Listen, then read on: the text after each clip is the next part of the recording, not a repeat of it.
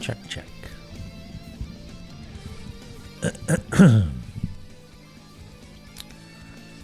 Levels. Music. Ducking. Shake, shake. Now there's a mischief maker. Whis.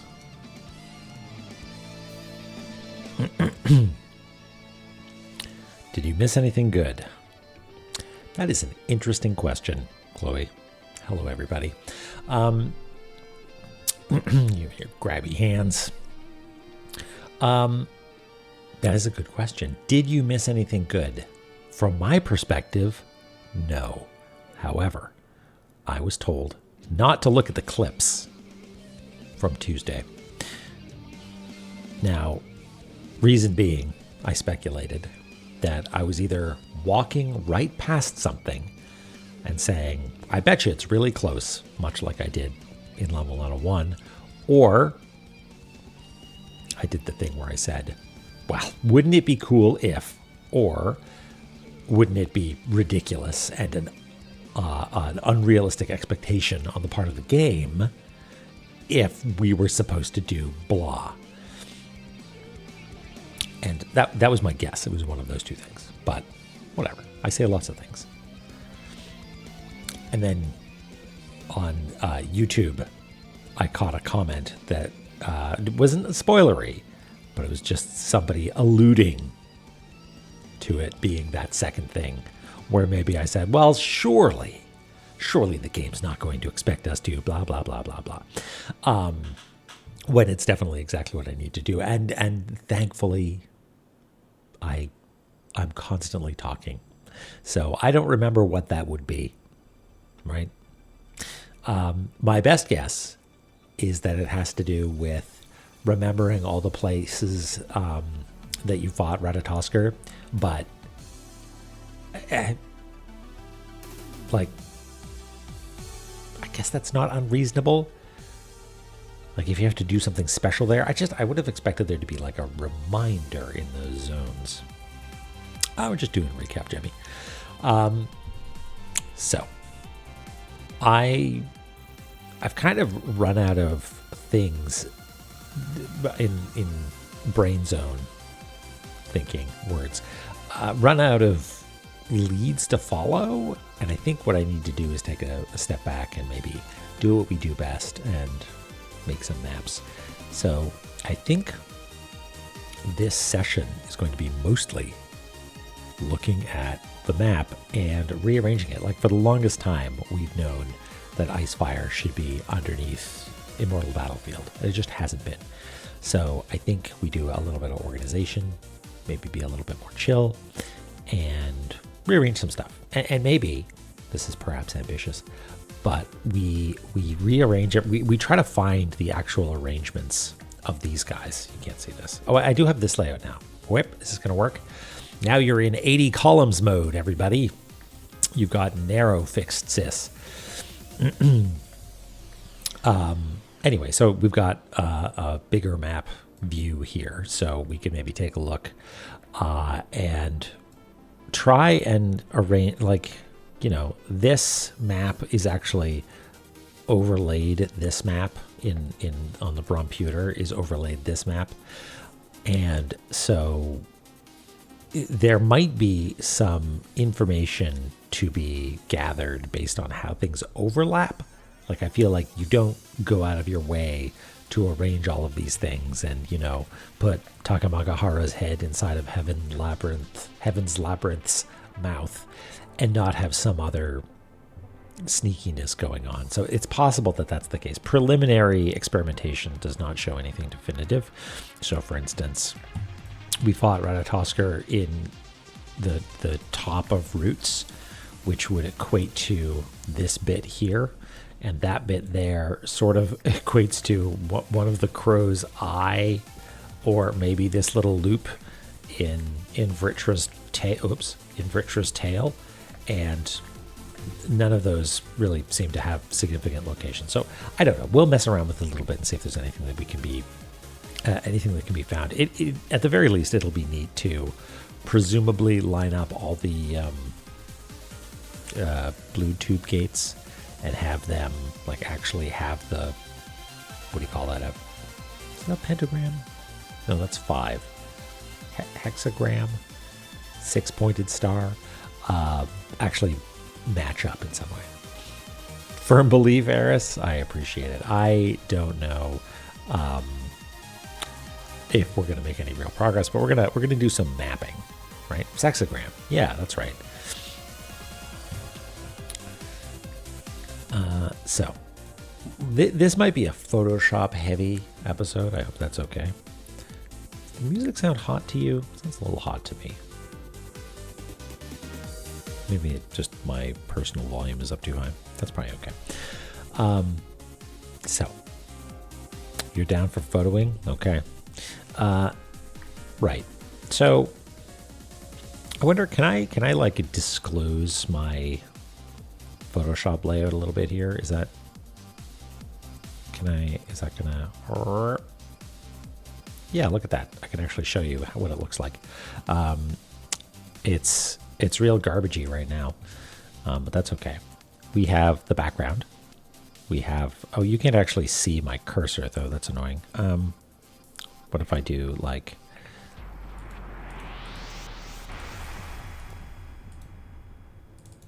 there. Oh no, Whis, don't do that. Yeah, this way madness lies, using an Adobe product. So this is the trash layer. It's not trash. It's full of all kinds of fun stuff.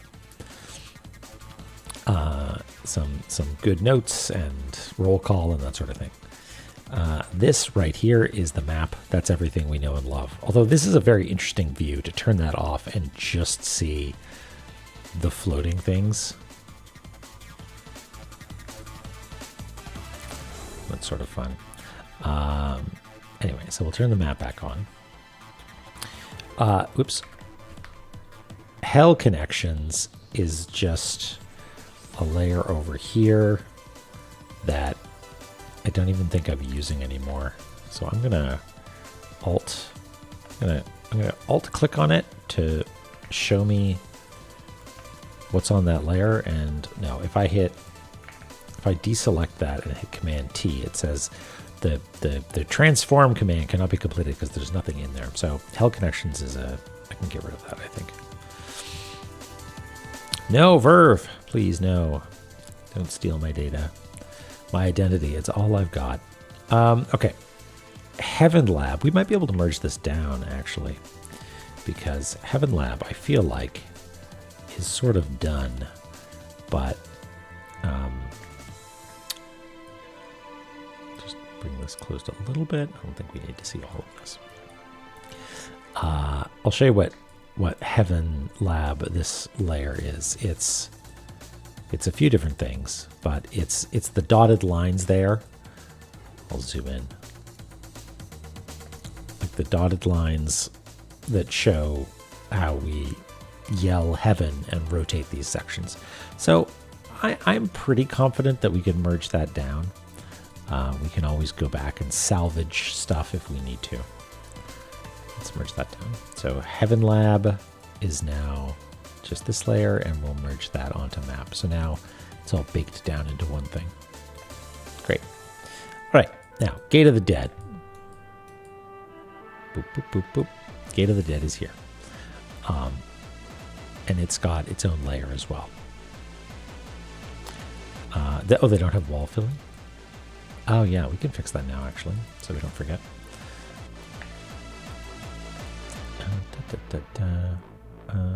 So that bit and that bit. Now, thankfully, this merging that I just did, these outlines are actually in black, so they appropriately respect the fill. Oops, what happened there? Gotta correct this little gap, otherwise my flood fill gets away from me.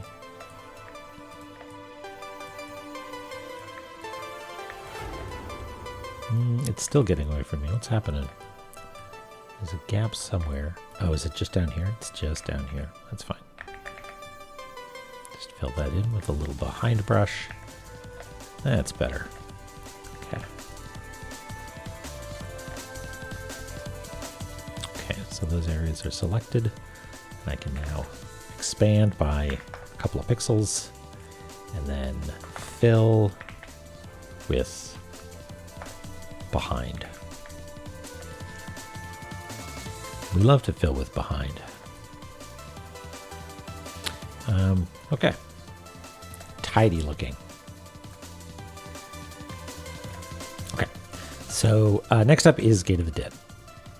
And the reason it's on its own layer is because we have to domu it frequently, but I'm starting to think that we're done with that. Oh, is there another section? Goodness me. Oh yeah, these little bits, dude. Oh.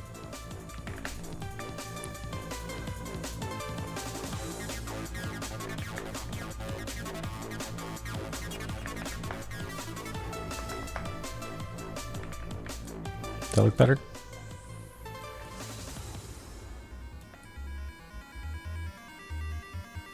Left side? Ah!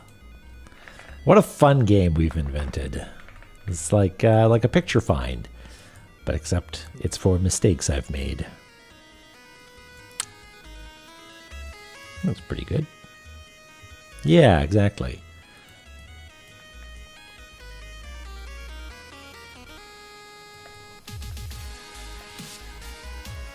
Okay, Gate of the Dead. So, Gate of the Dead has a layer style on it, which I've come to enjoy because it's very important. Spelled Yggdrasil as Yggdrasil. Okay, yeah. Well, that might be another thing where I don't want to fire up a Jira or something, but at some point we'll have to get some controlled way of fixing all those mistakes.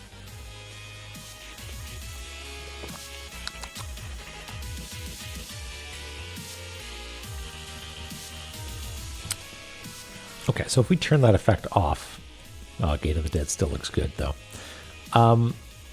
So I think maybe it's okay to merge Gate of the Dead in because we don't need that outer glow anymore, really. We're not adding more details to it very much. And moreover, if we really, really need to flip it, we still have these little marks in the corner that will make that relatively easy.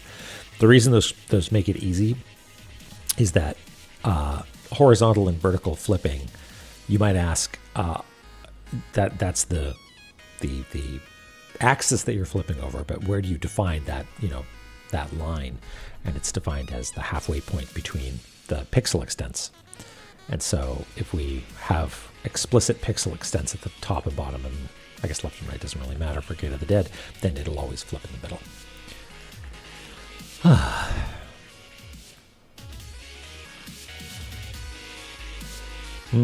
That's cool, worse.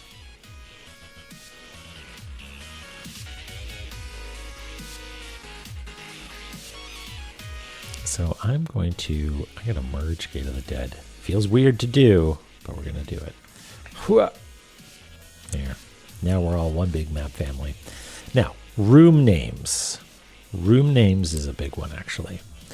I think we don't merge room names because they are blended in a very particular way. So like here, for instance, well, Gate of the Dead is sort of special, so we'll just look at some normal ones. Here, it's sort of a, transparent white or like gray or something. And then in other circumstances, it's going to look different. It's going to have an outline because it's on top of one of the interior sections. And I'm hesitant to merge that down because then editing that is going to be a huge pain. But is it going to be a huge pain to do it anyway? I don't know.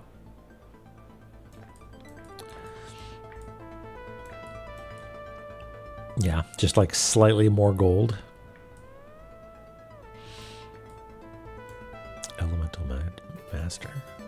Megalixir.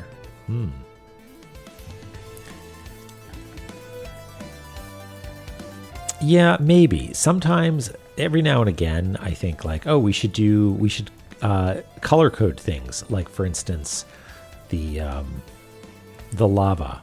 And I kind of like that, but it's what it does is it makes it stand out. And sometimes the things that we want to stand out are like, for instance, these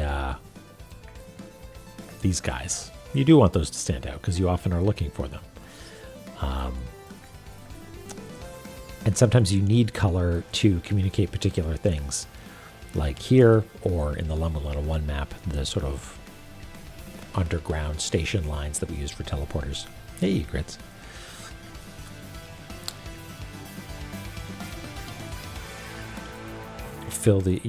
Could just fill it in. It'd be relatively easy to do, but I won't get distracted just yet, because what we need to do is we need to arrange all these things such that they are stacked. Yeah, I feel like I need to reconsider the colored lava and water as well, because I'm not fully on board with it, because it means that in an area that is blue, it blends in, and that is a bigger difference to me.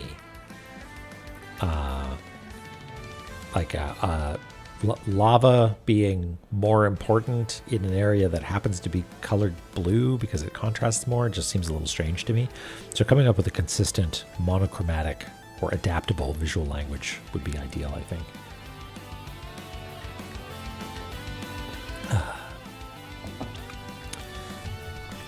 Okay. So, like I said, this is going to be a little bit of a puzzle-solving episode because, and I'm just thinking out loud here, each area, if I want to move an area around, like let's say I wanted to move Valhalla just somewhere else, relocate it. You know, I just make sure that I'm selecting all the bits and pieces, and then I go to move it, and oh, there's two problems. One, I'm leaving behind all the other notes. And the other problem is that I'm leaving behind the area names. You don't want to do either of those things. So there's a couple options. One is merge one or both of those layers into Valhalla, onto the main map layer. In which case, everything is really just in one layer, and we can just shuffle things around, no problem. We no longer would have the floating layer stuff. All of this is, okay, really the root of this problem is a fundamental limitation of Photoshop that has been this way since, you know, the beginning. And that is that you cannot move pixels on multiple layers if there's a selection involved. So for instance, I can select both the map and the room names and the floating notes and move them all together, albeit a little bit chunky. But if I try then to select a subsection of that, they're all just going to move together, right? You can't move a subsection. And so, yeah, there's a couple options. One is merge the layers, and then it's just one, and that's fine. The other thing is to break out each zone into its own little group. And so each one would have its own map layer, its own annotations layer, and its own possibly area names layer. And that might be what I end up doing, but it's a little janky. It is violating the principle that I laid down pretty early on, which is layer management is a huge pain in the ass. And so the fewer layers you have, the better. Because what will inevitably happen is that I will start to draw something and then go to correct it and realize that I've done it on the wrong layer. This was the annotations layer of, you know, ice fire when I meant to do it on the main layer of roots, right? I do have a fancy way of copying transformation. So it is It's cumbersome, but it is possible. That would be the case, Guy. Right now, there are not layers per zone. It is, as you can see, well, you can't see my cursor wiggling around, but there's just a map layer, all the room names, and all the floating nodes.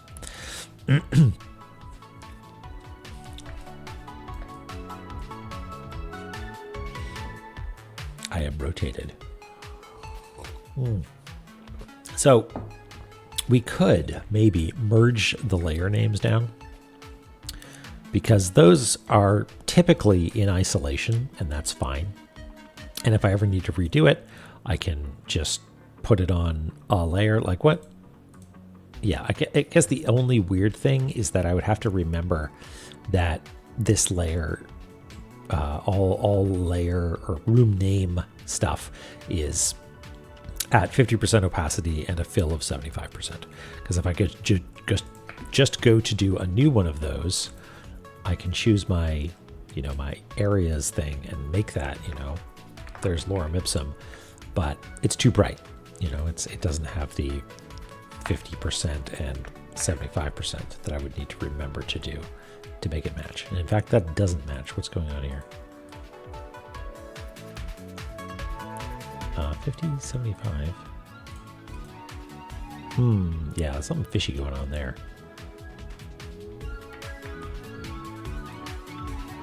Well, maybe that's worth figuring out. Or maybe it's a sign that nothing matters and I don't need to worry about it.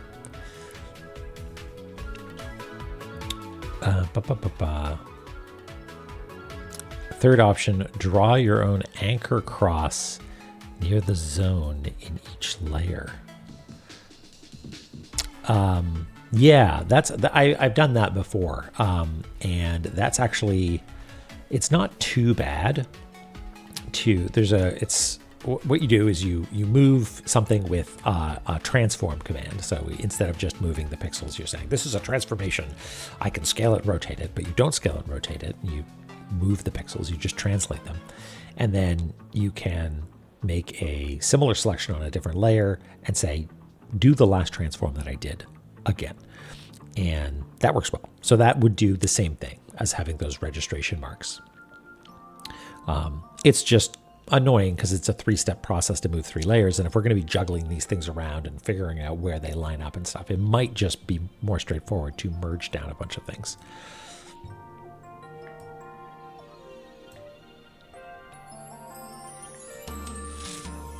It would be a very La-Mulana solution, isn't it? Yeah, a cross, a white crucifix that acts as a special pin. So, just out of curiosity here, if I take the room names and instead of 50, 75, I just crank it to 100.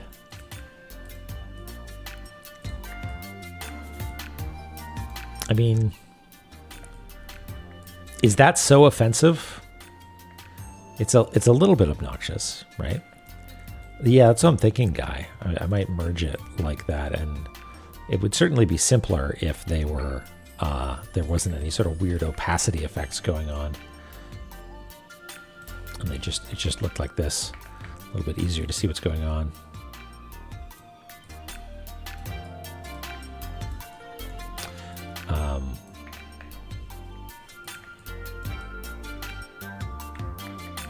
Maybe that's the ticket. Let's make sure that it just doesn't look absolutely abysmal in other places, though.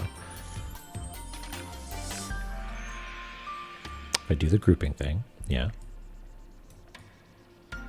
Is this where I misspelled it? I don't actually know how to spell Yggdrasil.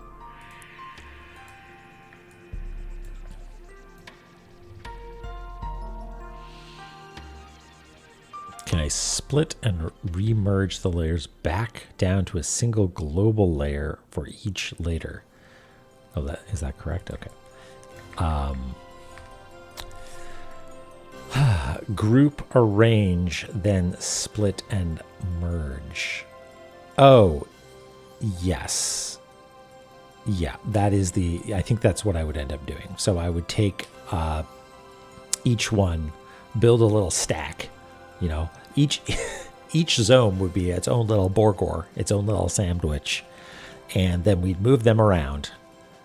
And then possibly, if we're content, like, oh, they're never moving again, these are their canonical positions, then they could be re-merged into less of a bunch of individual sandwiches and one giant calzone, I don't know, like a single giant piece of bread, all the toppings in one go, the Omni sandwich, as it were.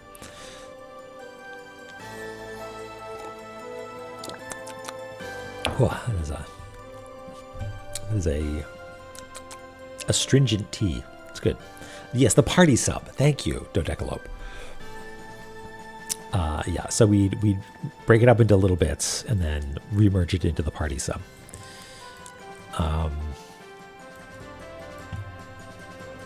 Yeah.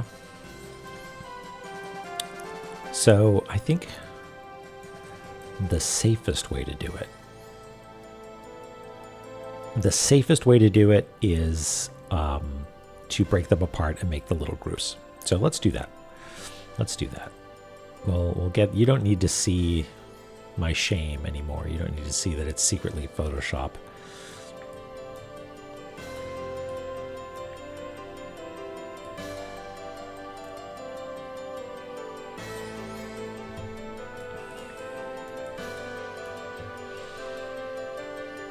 So let's start first by turning off our scratch layer, because I don't think we have anything on the scratch layer right now, aside from some paths through hell and the locations of the Ratatoskr fights.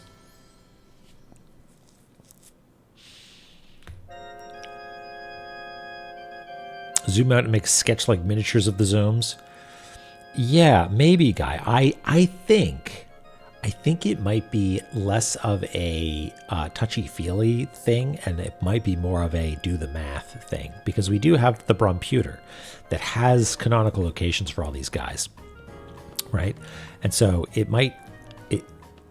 it's going to make the map bigger, I think, because we've got Roots and Anufan and Immortal Battlefield and Icefire all packed together over here, and then everything else is going to be over here. So we might need to make the whole thing a little bit wider. Yeah. Okay, so let's start, I guess. So the way we do this is we select an area, and we hit the obnoxious keyboard shortcut, Control-Shift-J. What that does is it copies out the selection to a new layer. We could do that on the room names as well. Control-Shift-J. And on the floating notes. Now, if I do it on this, is it going to preserve? No, it doesn't. That's not the end of the world, actually. It doesn't preserve the layer styles, because those are in a group that is outside of the layer itself. So thankfully I make backups of this, so we should be fine. So we'll take all of these and we'll put them up here and group them there. So now we have all of Roots in one layer, including the notes, the floating notes, and the room names. So that's great. And we'll label it Roots. Orphis Flow. No, I'm actually out of ideas. Not entirely out of ideas, but some of the ideas are annoying to me. Wow. And I think a better use of the time that we have here together is to build a more elegant, sensible map that respects the geographic configuration of the areas in the game. So that's what we're going to do. like one of the things that I did, and I tried doing this briefly, and I constantly felt like I was doing nothing, was just visiting each of the areas that, oh, hey, Mia, thank you for the follow. Welcome. I know you as a La-Mulana knower, I believe. I lost my train of thought. Sorry.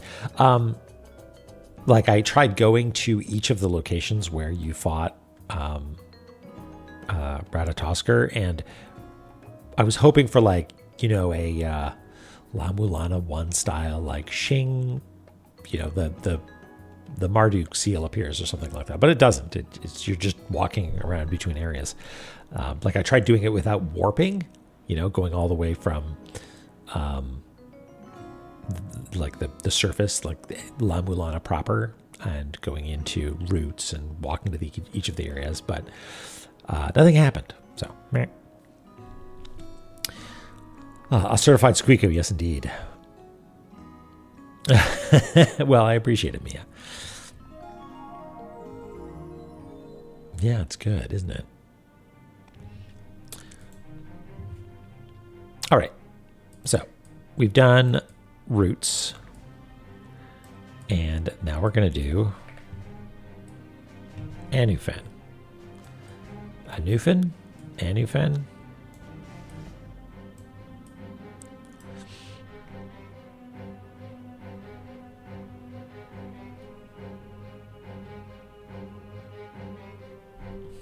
Okay, so map, Control-Shift-J. Ziggurat. It's annoying that I need to reselect this every time, actually.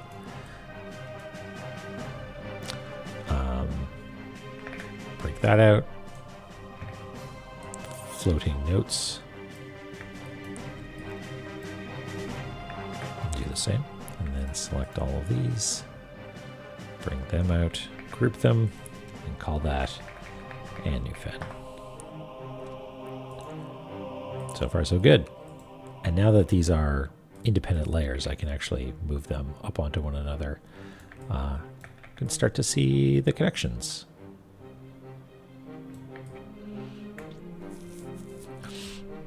And actually, this would be a good place to make sure that, yeah, I do some registration marks or something to make sure it doesn't drift too badly. Oh, we'll fudge it, don't worry.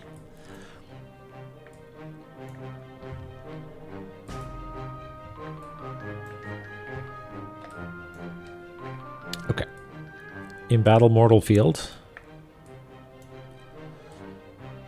Oh, that the snake symbol that I saw before, I thought that it was the snake symbol that's in the spiral boat and on Heimdall's door or whatever it is. But I think they are actually slightly different. One is 2 spirals and one is only 1. It's a Caduceus versus whatever the one with 2 is.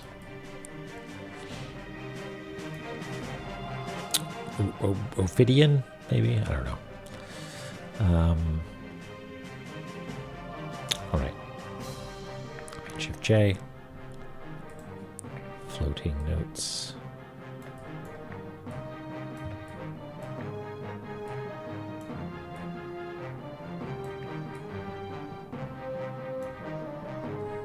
Command Shift J.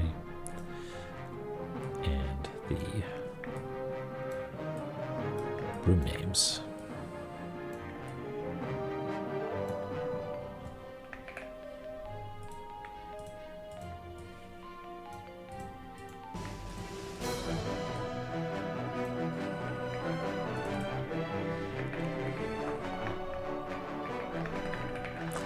Imbat.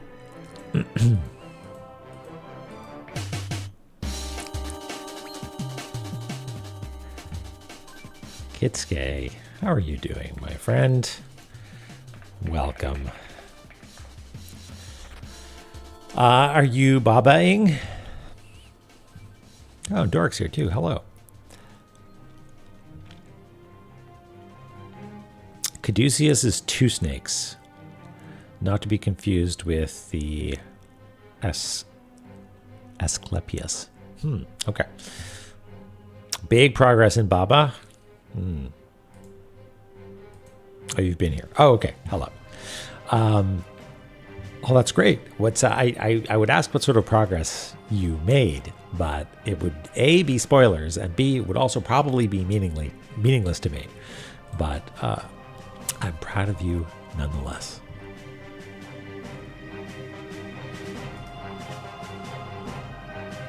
Big PB in the Heart Celeste. Ah, that's awesome. Wait, you got a big PB as in like a big PB as in like a good time for the full thing, or personal best as in you progressed further? We're rearranging our La-Mulana map, and you know what? I think we just get rid of our little Indra thing here, or move it to trash. You progress further. Okay. I want to be there when you finish it, when you get all the way to the end.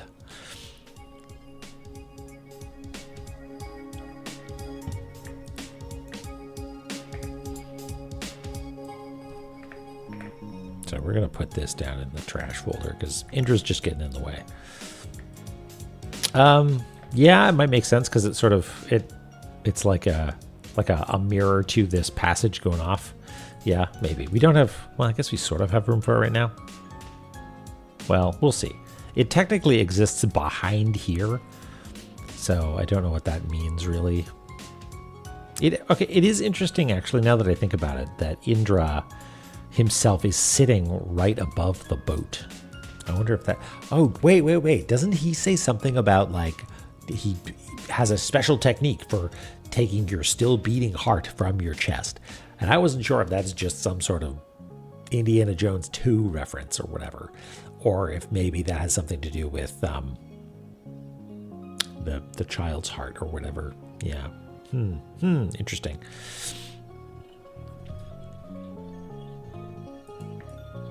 Kalima, yeah. They just stole that from Spelunky.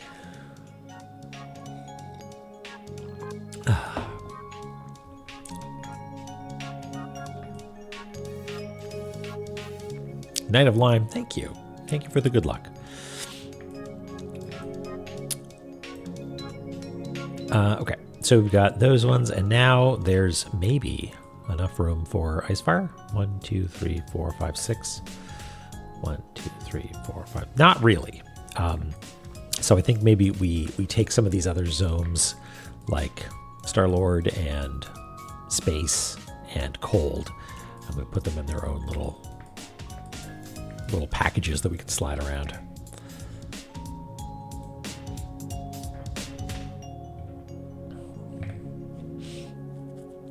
Well, thanks again, Kitsuke. I'm happy to hear that you're having a good time in Baba and that you're making progress in the map. You have a tenacity that is rare and that I admire.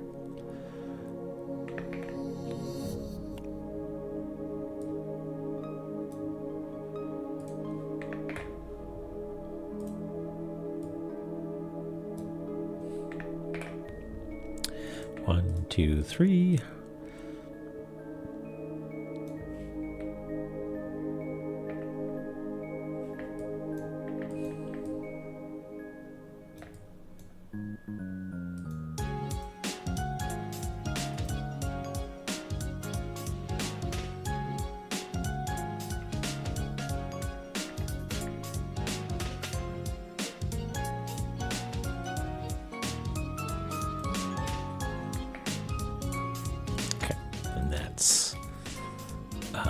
Dark Star Lord's Mausoleum.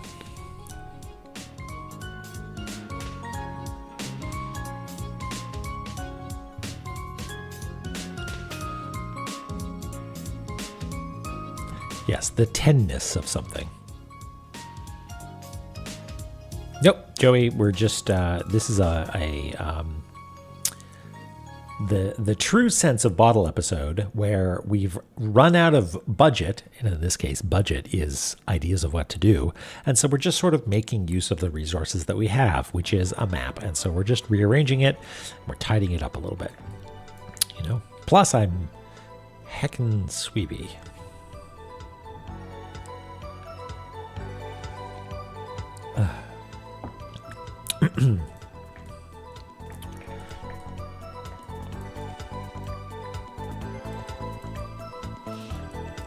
Yeah, you gonna have a nap, Chloe?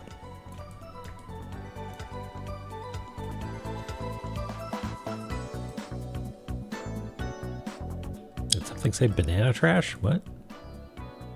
Oh, it sure does. Would you look at that? Be made to walk. Yeah, you're getting taken out to walk. That's good. Stretch your legs.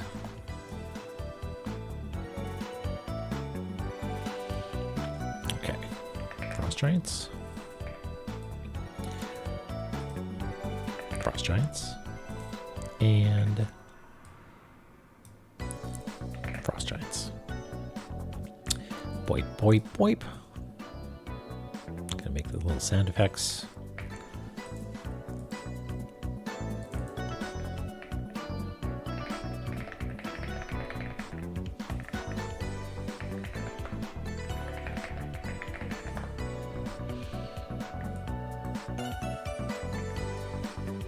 Looks good so far.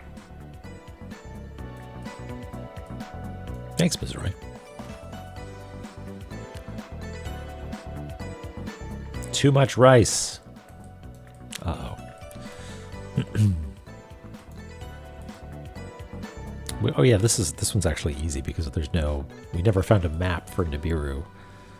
So it's just its own thing. I'll put it in a folder though, so it doesn't feel left out.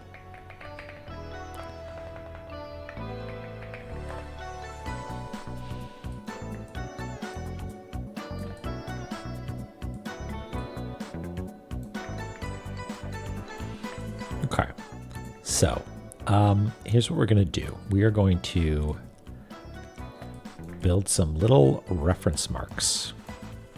And I think the way we're going to do that, I'm going to see if I can be clever about it. Normally that represents my imminent undoing, but I think I might be able to be clever about it. So what I'm going to do is I'm going to grab a detail of the background like this, right? And I'm going to do a copy merged and paste in place. Then I'm going to Control Shift L to adjust the levels. Right? And now merge that down onto that layer. So now when I go to move frost giants, it'll have this obnoxious little registration mark, which we can very specifically line up with wherever we want to put it. And it's got a horizontal and a vertical, so that should be sufficient for locking it in.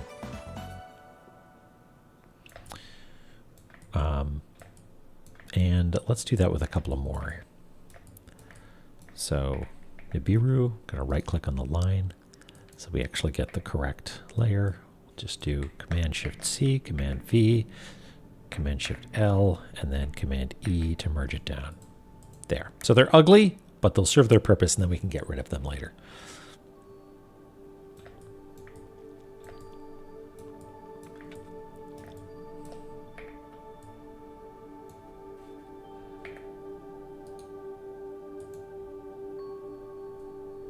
Oh, yeah, I think we did. Was it a green? Oh, no, it's this dark blue. Which might work because there's not much real specific action happening here.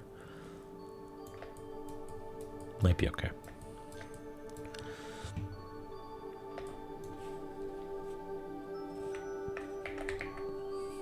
Oops.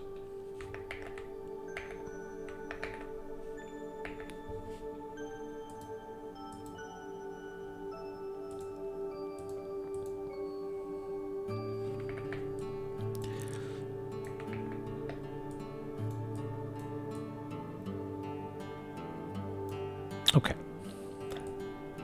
So now the question is, We need to shove some of these things out of the way. But in order to do that, we need to put them somewhere, and there might not be space for other things. So I guess we'll just continue this process, slow and steady, right?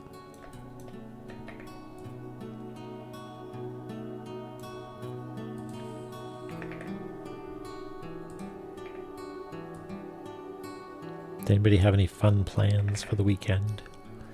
Anything exciting going on? Anything unexciting going on? Anything chill and salubrious happening? Valhalla.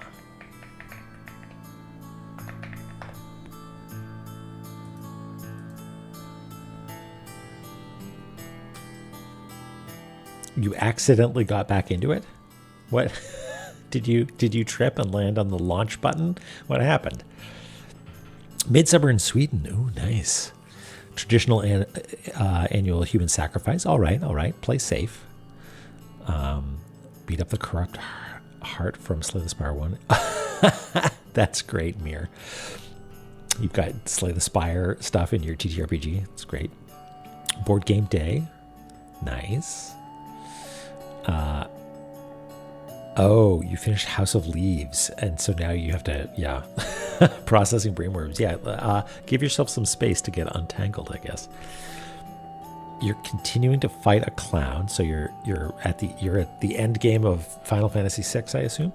Pride Parade, nice.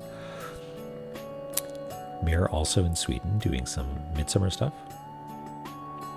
Oh, Doric, yeah, you're just like, well, let's open this up and see what I was doing. Oopsie daisy. Yeah, I know that. All 55 floors. Wow. Cool. Warm on Saturday. Juneteenth. Yeah.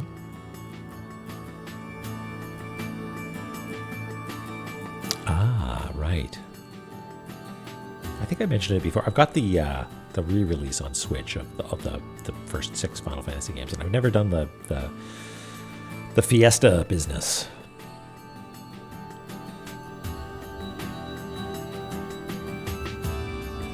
Just do all thieves. It's a great way, really? Okay. I would have expected that it's sort of a like special challenge run. All right, Divine Fortress. I know we go way back, but it's time. It's time you get clipped off, so you're no longer kissing Hall of Malice there. Or not Hall of Malice. We're going to label this one day Ancient Chaos.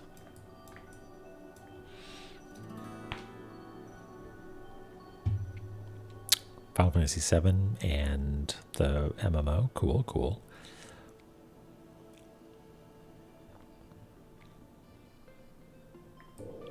La-Mulana, Yowie. Oh, well, I mean, will they, won't they is an important part of it, right? So,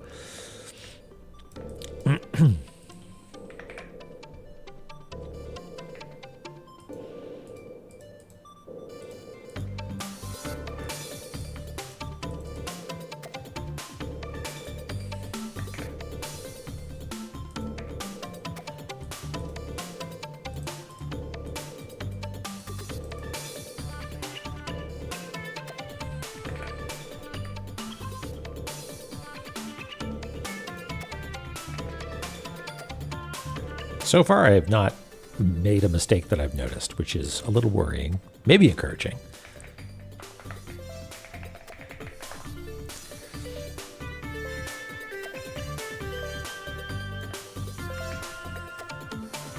Okay, I think we can actually start making headway now. Okay, so if we move... Oh no, we should do the thing that I just talked about with Divine Fortress. Get some registration marks.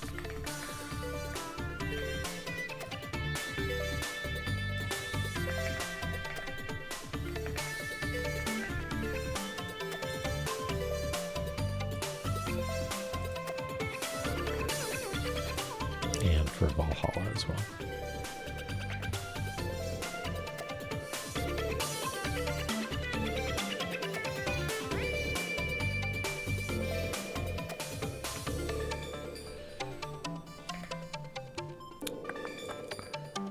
I was in Sweden many years ago. I probably mentioned this for Stugun. So Sweden knowers might know the place. It's called Falun, or that was like the province or area. I'm trying to think of the name of the town specifically. It's not coming to me. I think Falun was maybe the larger town, but there was some... Oh, Bjursas. Bjursas is the name of the town that I think was the smaller, like, actual little city.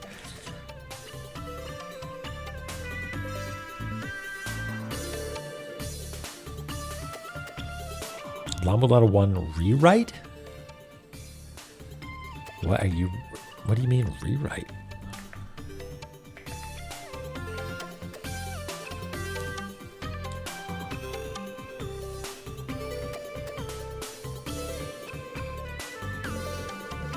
Like, do you mean like re-implementation?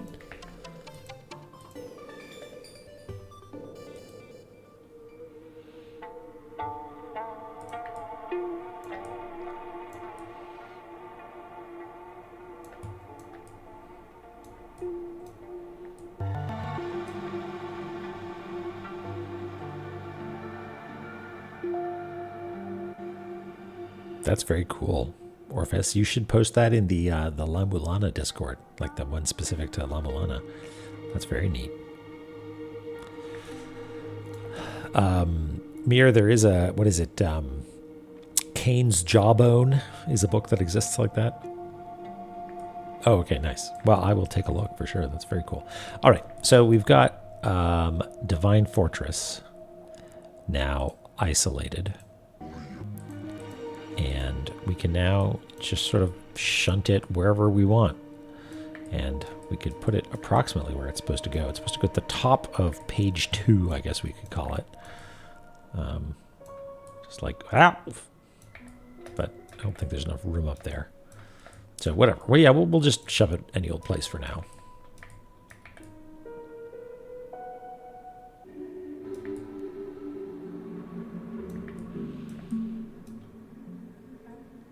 Yeah, I'll look at this.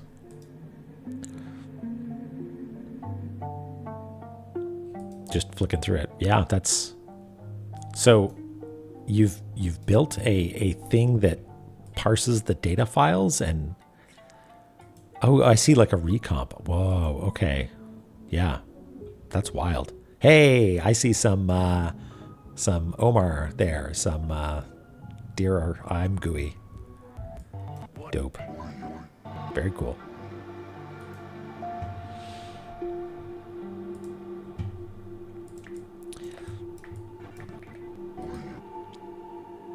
Okay, so this gets crammed right into the top there. Hey, wait, has Anufan already become misaligned? I feel like it was like this before, so I'm trying to figure out if it's... No, I think that's correct. Just some of the filling in stuff down here is maybe not perfectly lined up. It seems fine to me. Yeah, that seems right. Disassemble the game, rewrite the different bits in C++, and the game eventually works. That's magical. Very cool. You got a little pin for solving Cain's Jawbone. That's, I mean... I feel like if you've watched any amount of Cartography Zone, you know that that is not the sort of puzzle that I thrive with, right? Like, here's a bunch of bits and pieces scattered all over the place. Try and make sense of it. So I'm very impressed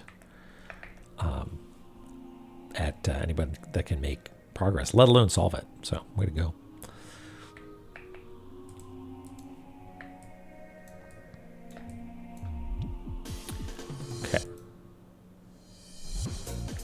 It is a book where every page is out of order. That's basically all I know about it.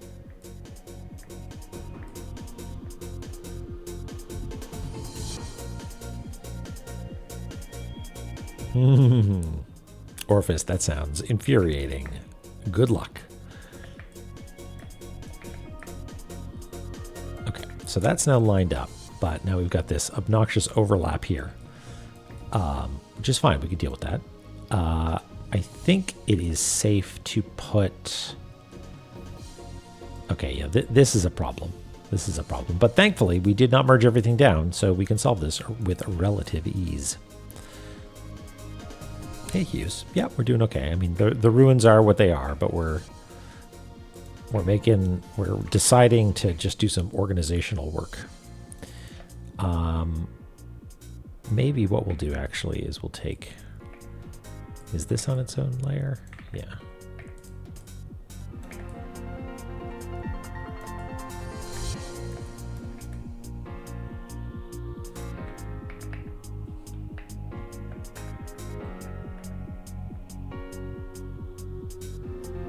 Wow, that's very cool, Joey.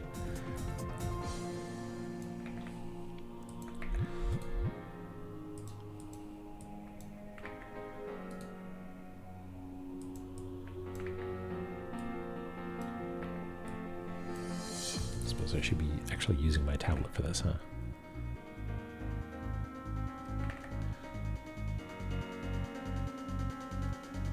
Why is my hand not working?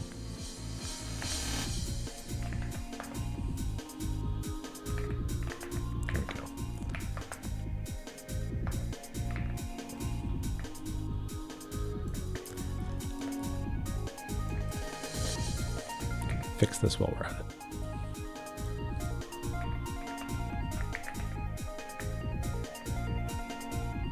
Maybe not.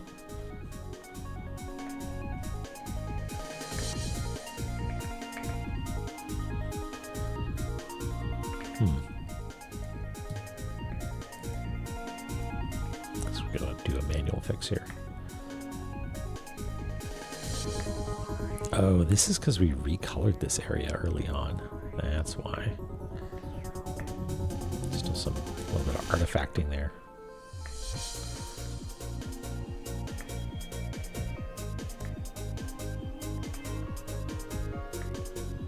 That'll do. Okay, so as much as I like these little lines... Oh, wait, no, we do actually need... Yeah, we need to include this here because this goes to Divine Fortress, which is a different zone entirely.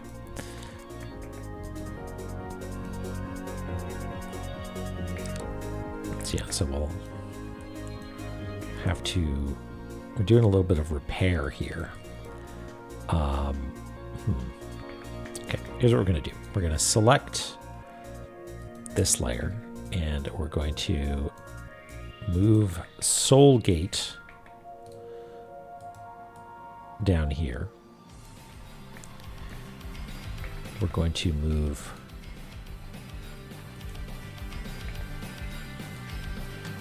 Golden Rock over here.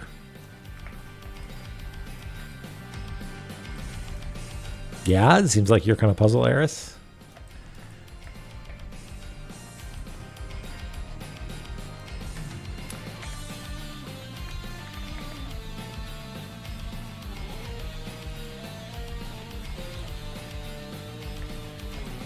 We're going to move this up here and just ditch this. And we'll do a little repair job.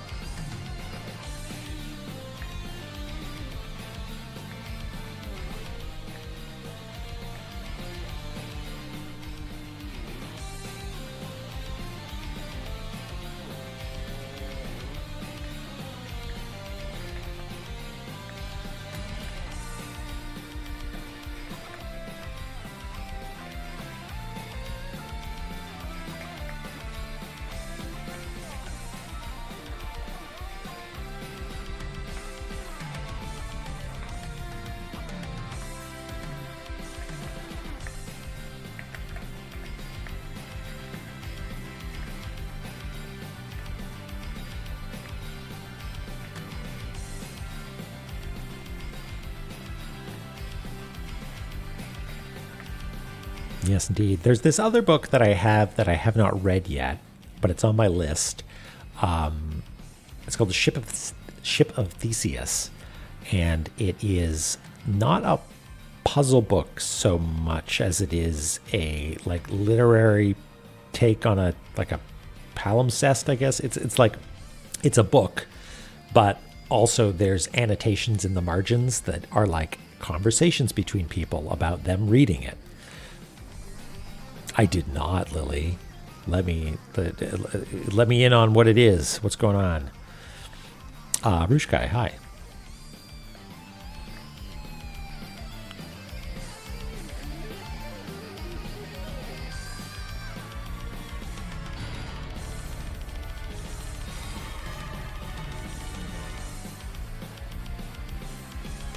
What's called S? Two more books, A New Clue and Swimper, The Master Key, and The Lunchbox. Oh boy. What does the Lunchbox do? It like gives you more steps per food, or no, that's salt. What does the Lunchbox do? I feel like they should give a special meal pack, which is just a shovel, several pounds of raw, uncooked turnips, and some salt. Right, okay. For the dining room, okay. Frequency Ash, yeah, it's J.J. Abrams, you're right. Like, just co-produced. I don't know much about J.J. Abrams, but the idea that he would just be like, this is so cool that it needs to exist is pretty neat. Yeah, Blueprints doesn't mess around. It's the good stuff. Okay, so let's put a Newfen on top of Roots and see if that messes everything up. No, looks pretty clean. Over here we got to fix up, obviously. So the Newfen side is this garbage, which I can move over here and just like move to the trash layer for posterity, I guess. Really not worth keeping, but whatever. And then on the Roots layer, we can take out the Newfen stuff.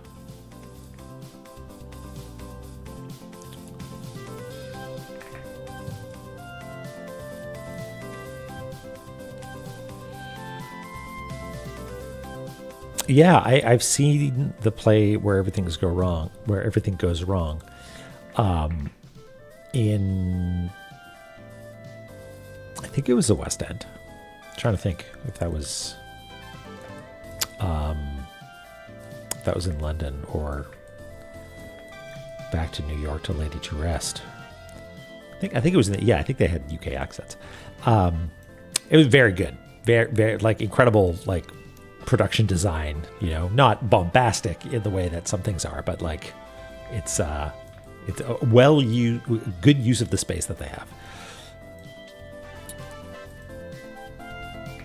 Okay, now we can do our own little repair job. I said we could do our repair job. A Newfen, erase. What's going on here? Oh, wait, what layer is that on? Oh, right, that's up here. That's detritus from the other Zome. All right, well, let's maybe turn off a Newfen and just get rid of those.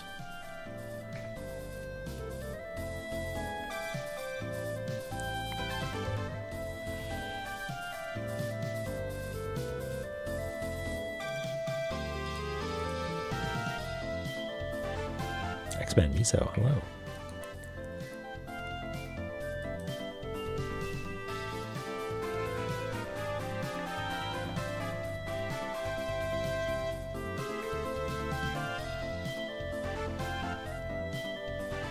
Map squimsh time? You mean the squimsh chat, or do you mean just like fixing up the map? Just squimshing the little zones together. Yeah, it's good. It's satisfying work. Well, I'm glad you're having a good time, because I certainly am. It's a nice break from bumbling. Okay, so we'll use our handy dandy behind brush. Do that. And on the roots layer,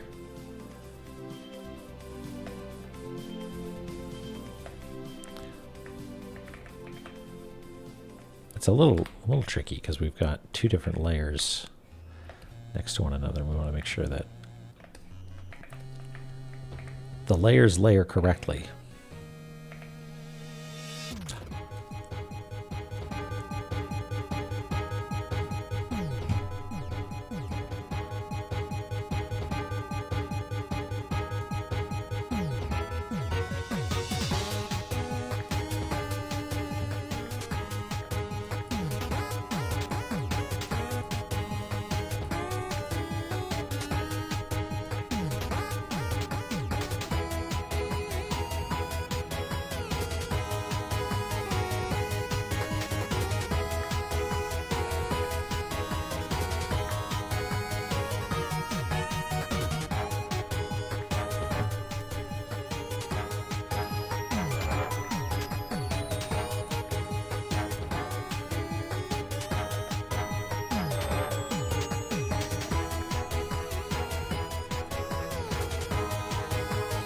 Beautiful.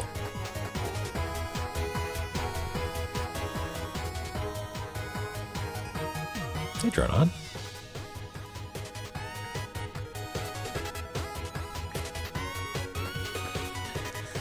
Okay.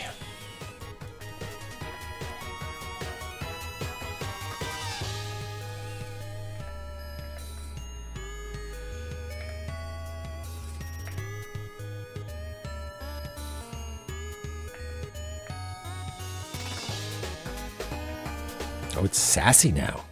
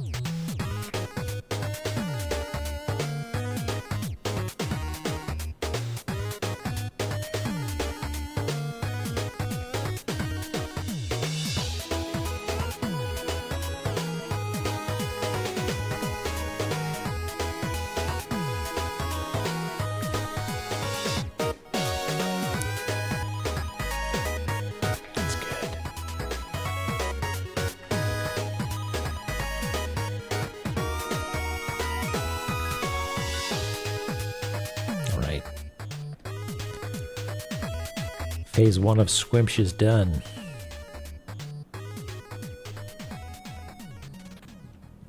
That's kind of wild seeing it all jammed together like that. It's kind of, it's a scary tower of dungeon.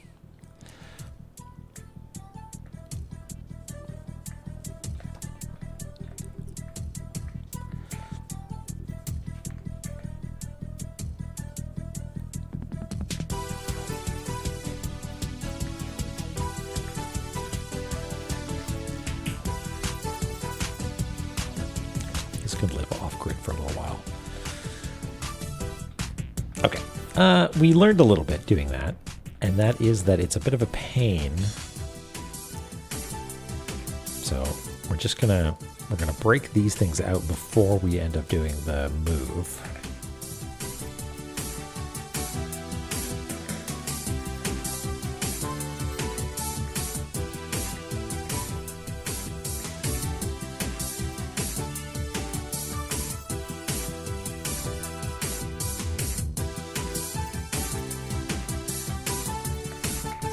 We're going to clean up the edge a little bit. Yeah, it's very cool.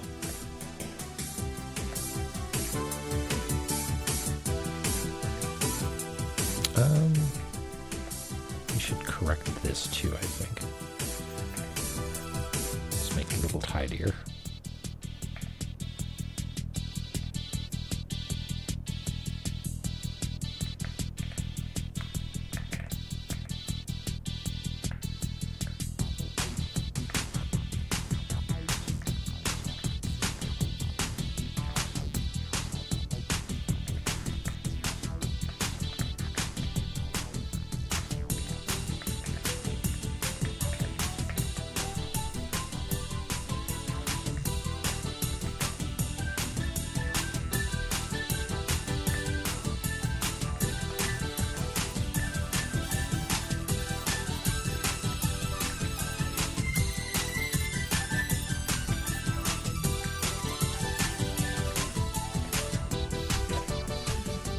Okay, so now we've got a nice clean bottom edge to Anufan. I can actually clean it up maybe a little more.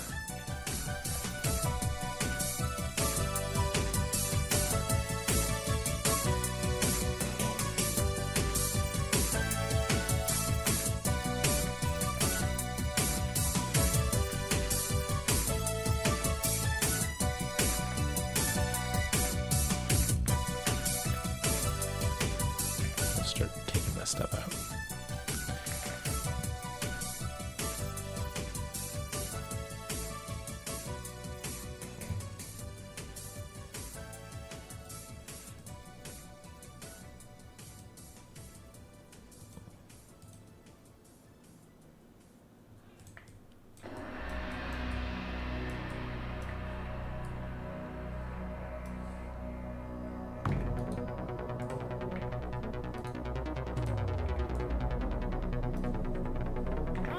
Time to oil up, says Street Fighter.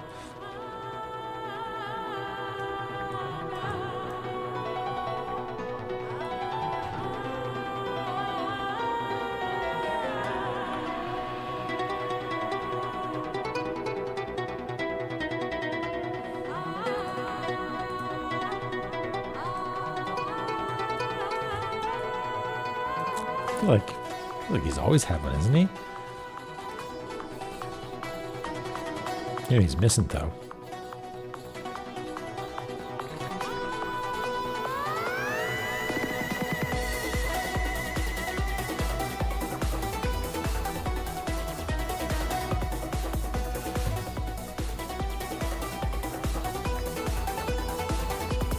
Do we have a registration marks for Immortal Battlefield? No. And where's a safe place to put one? Here, I guess.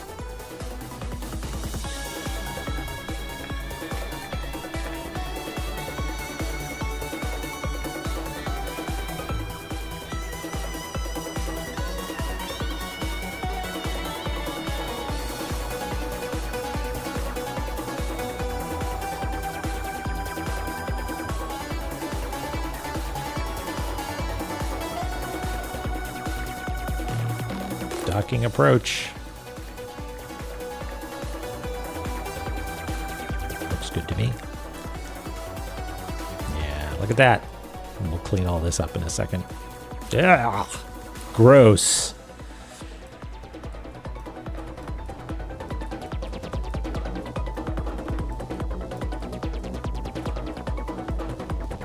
Excellent. Okay.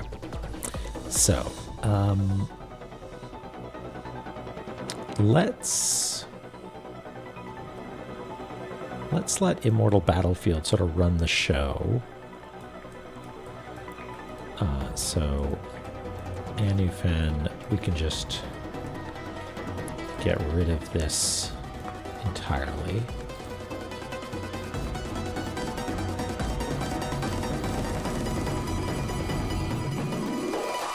Looks like it's time to oil up.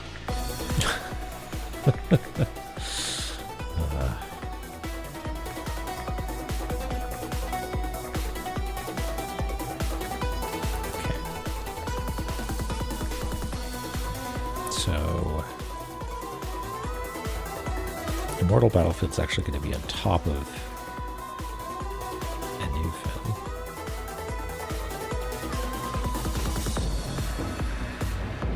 There we go.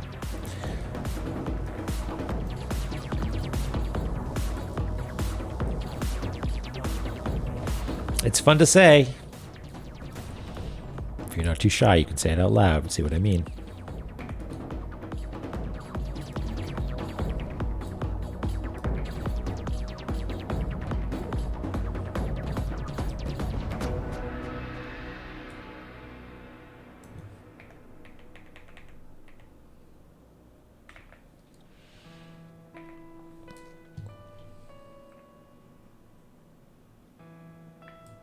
Yeah, it was close. It wasn't perfect. But I can throw some rulers in there. This is just me eyeballing it. I guess this could move over by 1 pixel. There you go. That should be good. All right. So we'll repair Bifrost. Just like that. Mega Man 2? This sounds like Final Fantasy Tactics.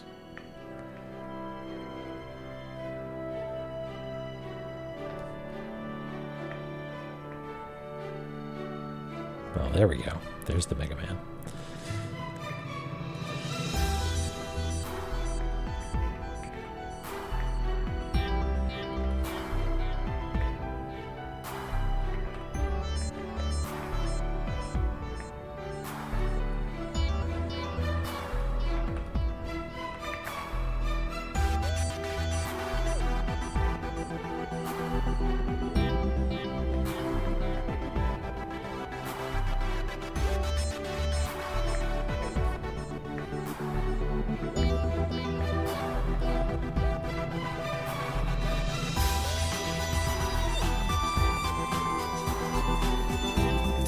Panfrost.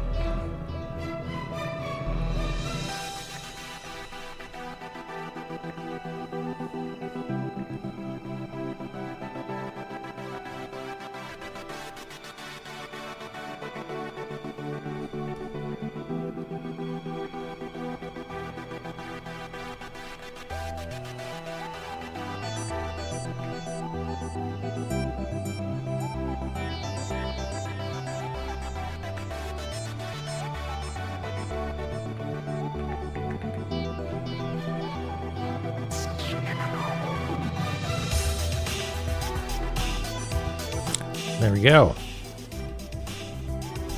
Ah, it's so scary looking now. Look how big it is. Wow. What you got? Drone on. Sort of food. We're doing what we do best, which is not bumbling around trying to solve puzzles, but just messing around in Photoshop, tidying up the map. Yeah, we got to put Ice Fire right at the bottom / top. It's a domu sort of bottom.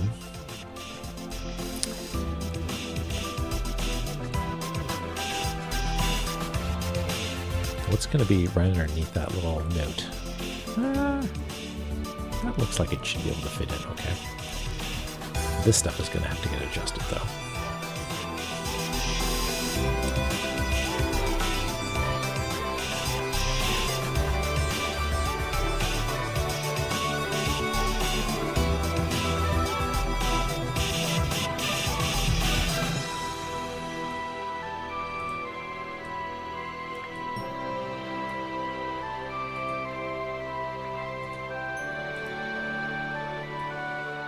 So, what do we do here, though?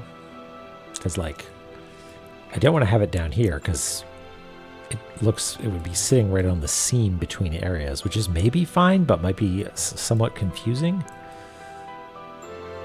I could move it off to the side.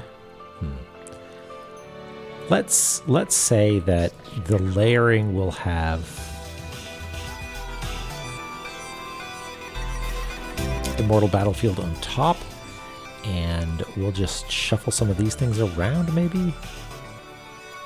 Yeah, yeah, that's a good idea. We'll just do it, and then we'll decide how we need to adjust stuff. Okay, but we do know that we won't need these. Where we're going, we don't need directions to Icefire Treetop because we'll be in Icefire Treetop.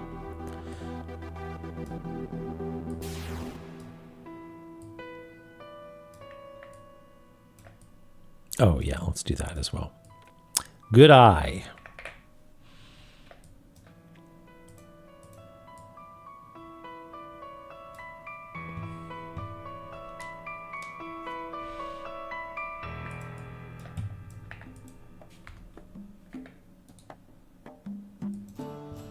Icefire Tree Trunk. I like that.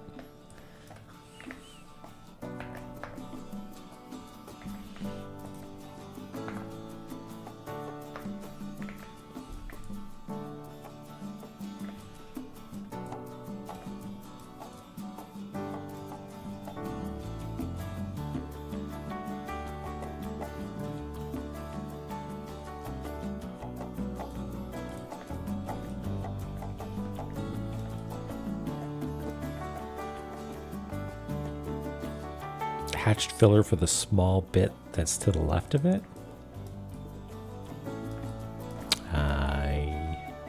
Oh, here? The stairs?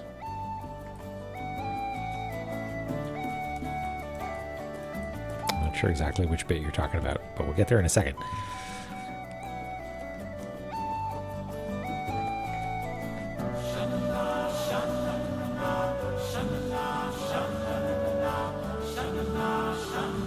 It's all good. We'll have lots of chances to check stuff. Sorry, I was cranking it for that La-Mulana tune. I just want to make sure my audio levels aren't too high. Okay. All right. So I don't think we've isolated Icefire yet. No. And it's a doozy because it's got all these intimate connections. More Zome Yowie over here.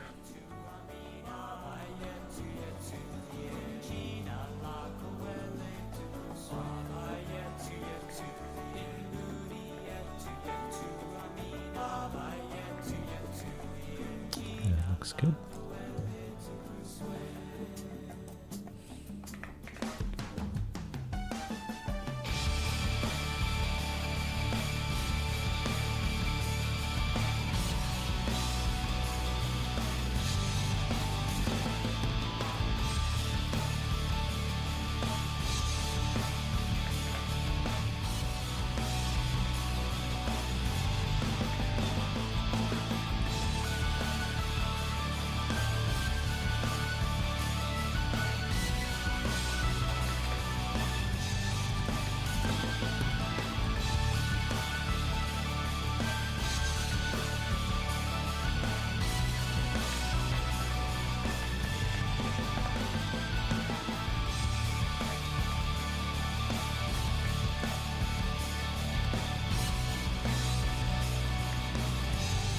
Whoa, it's cool.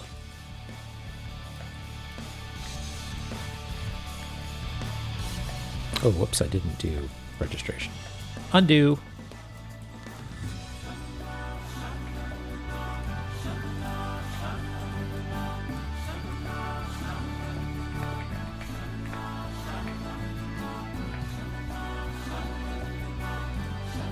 Yeah. My The most Civilization I ever played was Civilization 1 on my 386. And so the fact that Civilization is just like has this beautiful soundtrack and like a theme now is just it's heartwarming to me.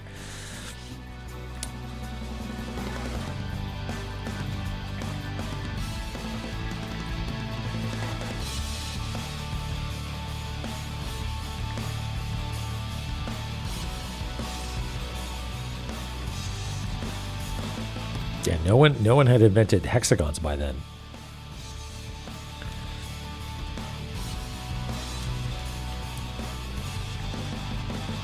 Okay, this actually... no, that doesn't look good, because the lore tablet's right there. I have not seen the trailer yet. Maybe I should watch that. Okay, so... yeah, that's looking pretty cool, but I do think we need to separate and tidy things up first. We don't need all these immortal battlefield indicators.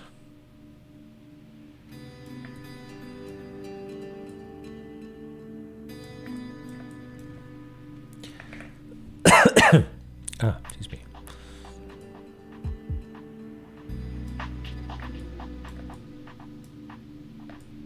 Oh yeah, there was this mysterious mod good Woolulu. Still don't really know what that was all about. It didn't turn on an Ankh Jewel or anything, as far as I know.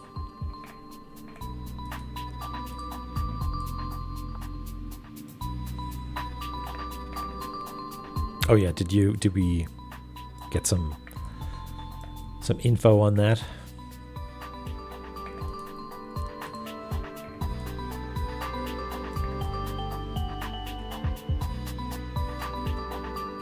Ah, I see. Okay.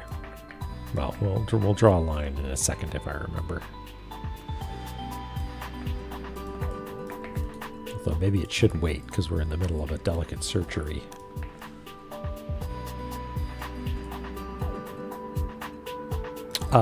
Oh, what Ellie said? Yeah, if that's the case, then yeah, we'll add that in when we get a chance. Or maybe it's not.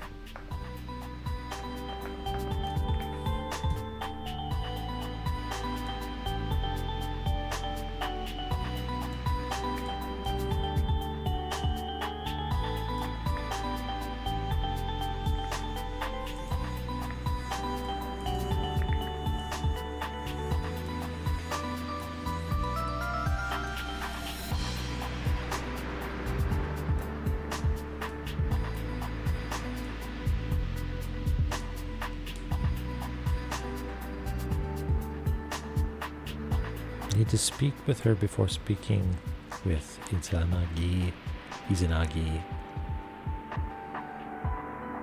Okay. Well, when the dust has settled on this, maybe we'll go and we'll add a line. But for now, I'm gonna get rid of the question mark Woolulu line.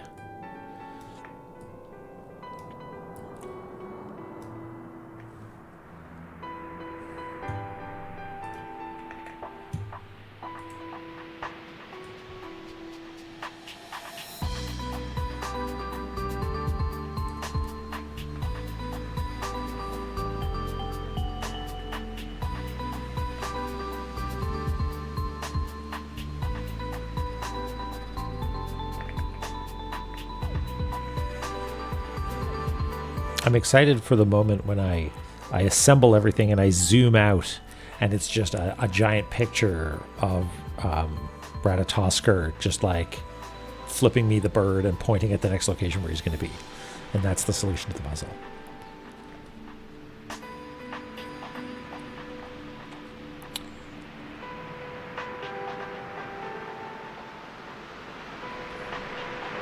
Ooh, something bad happened. Oh, no, it's fine. Yeah, the registration mark is there. That's fine. We're good. We're good.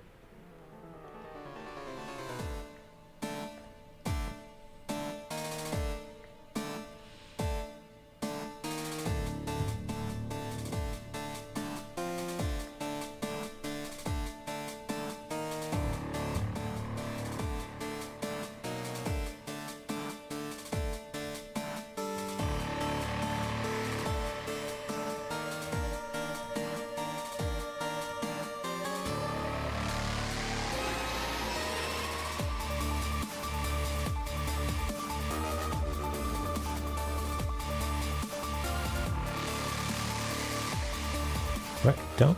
I don't want you to be put into the folder. Oh my god.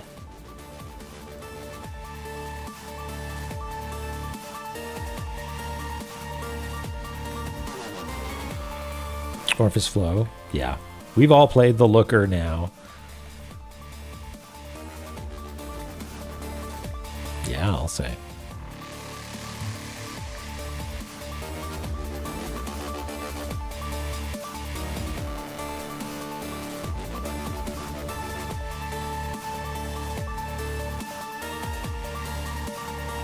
Okay, so there's a little bit of correction stuff that needs to happen here. That's okay. The obelisk of knowledge.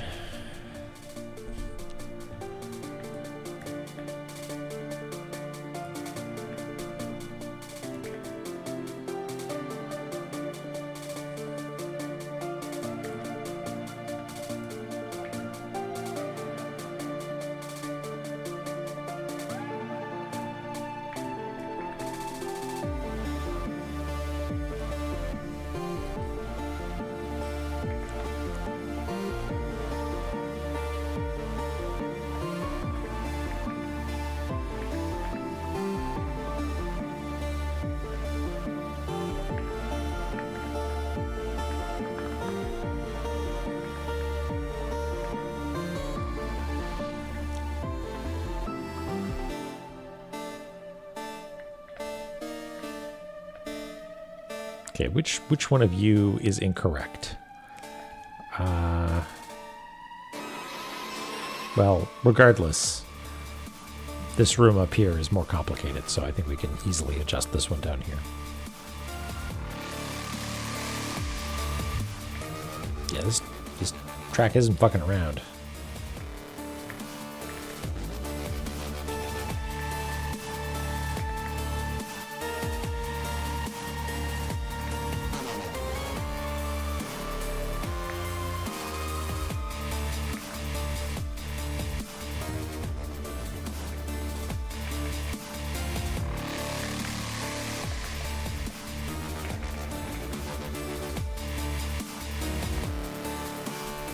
Trying to figure out if it works in...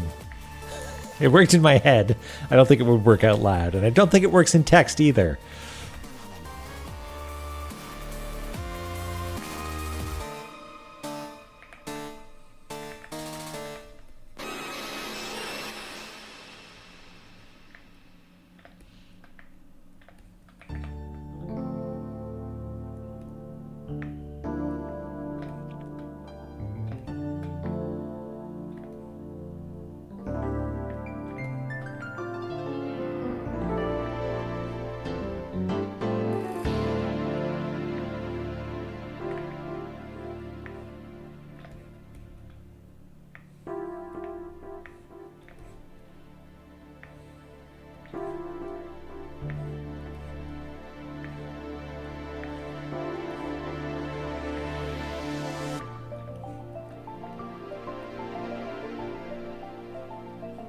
California. We're doing a big map refactor, which is very slow going Photoshoppery, but we're having a good time. We haven't even fired up La-Mulana yet.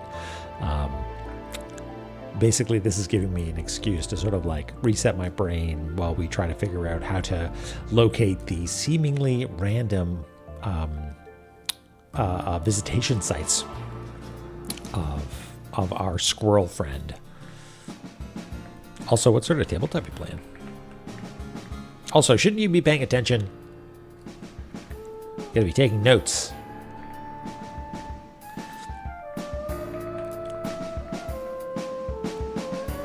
Oh, okay. You're off the hook then. Just kidding around. Just kidding around. Pathfinder 2nd Edition. Ah.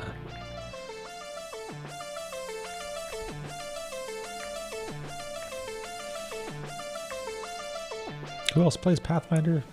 Nizroy plays Pathfinder, I think.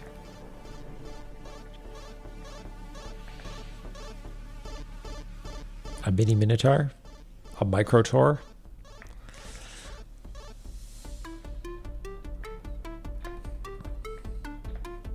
Oh, Mir plays Pathfinder as well. Okay.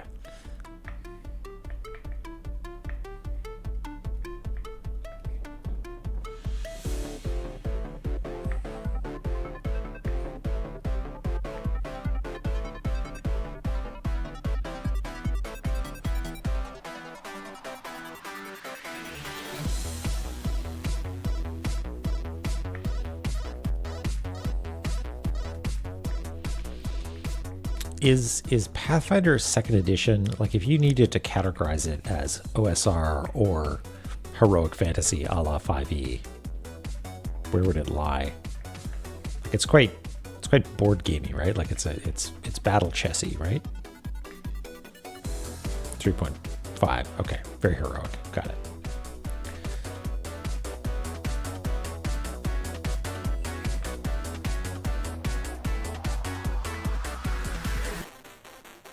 Right, and by the time we got to D&D 3.5, it was what we know Dungeons and Dragons is today. Like, we're heroes, we're saving the world, that sort of thing. Not like I have my 10-foot pole and I'm gonna die.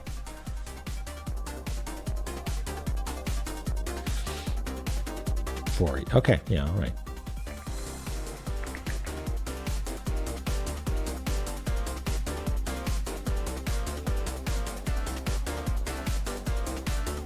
Those are some good adventure names.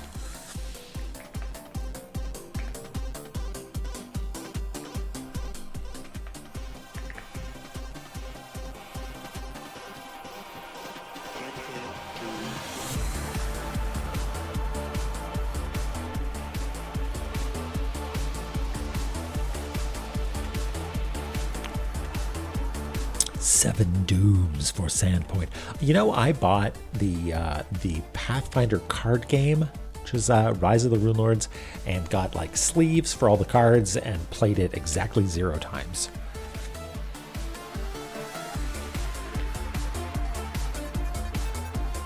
A Lancer adventure. That's like mechs, right? Like Gundam style sort of thing. Or am I mixing that up with something else? Yeah, it's neat. It was a lot of text. It's a lot of text. It was like each card was sort of like a bespoke mechanic, right? Yeah, I mean, I've still got it. Maybe I should give it a try sometime. All right, Takamagahara Shrine Door, you are a problem right now. There's not really, well, I guess I can sort of hover it over off to the side. That might be the best solution.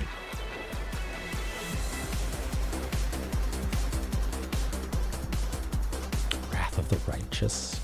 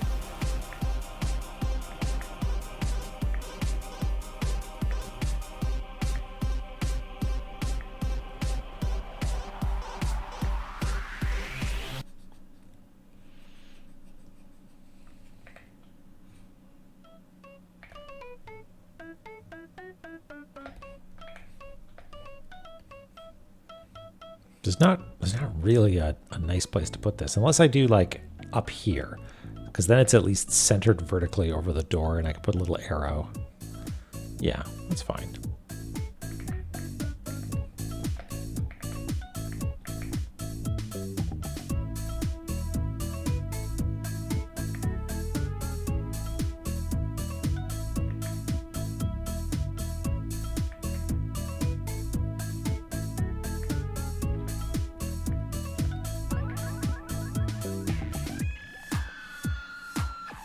I would like to run some tabletop games. I want to run some Shadow Dark in person. I think that would be really cool. I haven't talked about it in a little while, but I got back to that software that I was writing, that mapping software, and I ported it to Godot, which has been an ongoing process, but it's working pretty well now, and it is cross-platform and supports shaders on the Mac that I will be using to actually run it. And it feels good.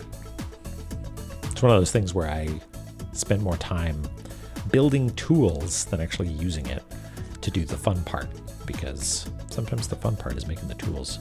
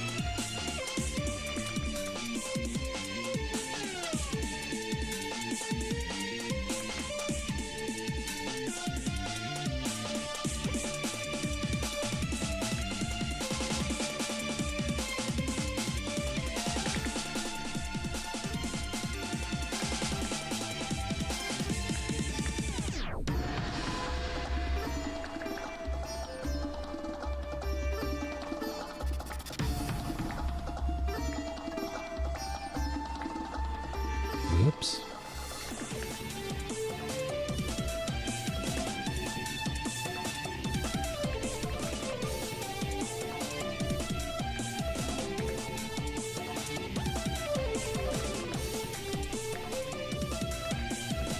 Okay.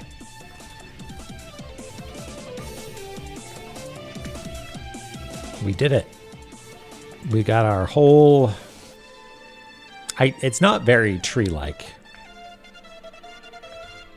Like, even there, not especially tree-like.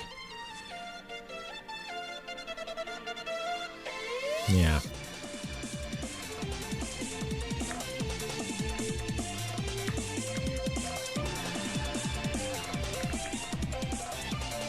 But if that's as tall as it gets, that's pretty neat, because that means that we can pack all the other areas. Like, my assumption is that the rest of the areas sort of overlap on top of the tree, much like the Bromputer showed us, and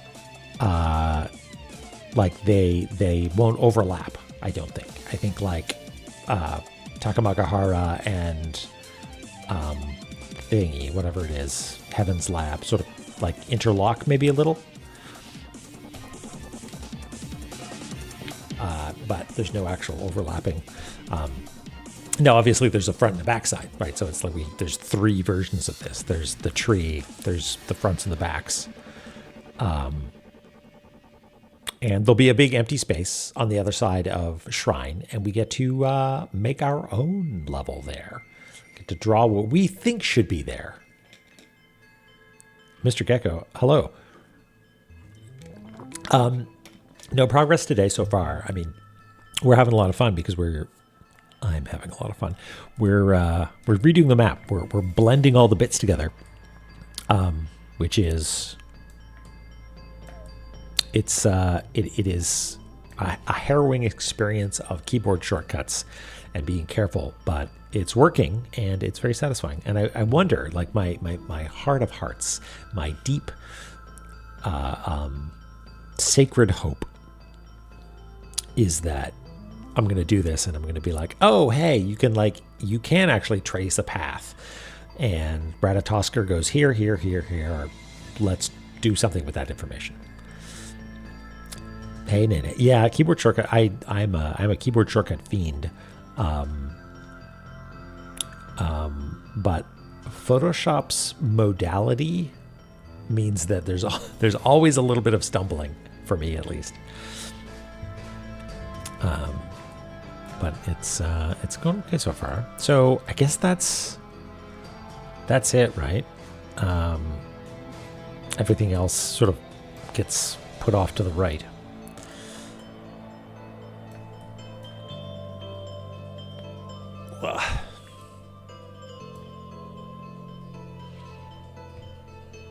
Let's see what our layers look like now.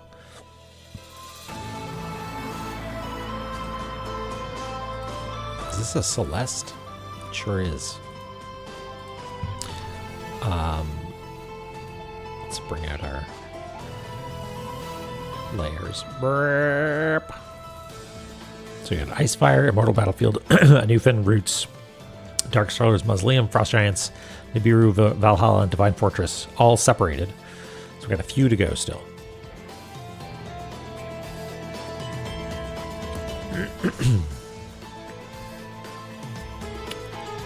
But maybe this is a good time to take a little break. Perhaps. You can listen to some Celeste and then come back and start building the next thing. Actually, you know what we maybe should do is we should actually fire up the game and take a screenshot and blow it up and like maybe even redraw it a little bit. Maybe kind of cool. I don't know. Well, some of them are layered, Nene. But in here we got a bunch of. I just clipped these out of the main dock, so they're as of yet unlabeled. But I hope you can forgive me. This is largely temporary anyway. It's all going to get merged back together, I think. That's how much fun we're having here. Cartography Zone doesn't even need La-Mulana. All right. Saving. Good job, computer. You could do it. Let's admire this, and I'll be back in just a couple of minutes, okay? Catch you soon.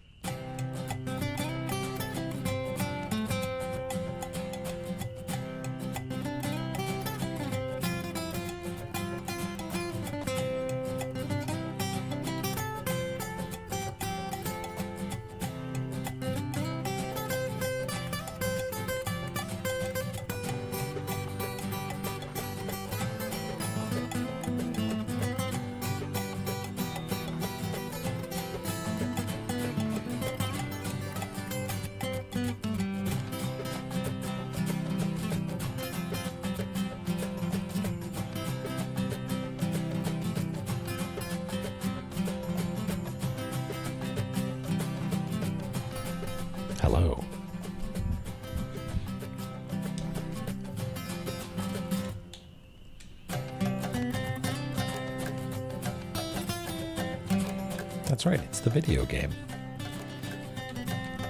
It's our favorite video game. The video game that has the computer in it. Hi, Dronon. I missed what you said you had for food.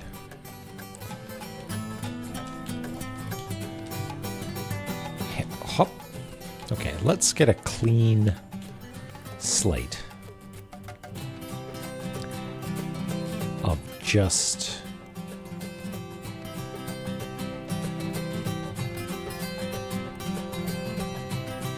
yeah, brand new. They just invented it.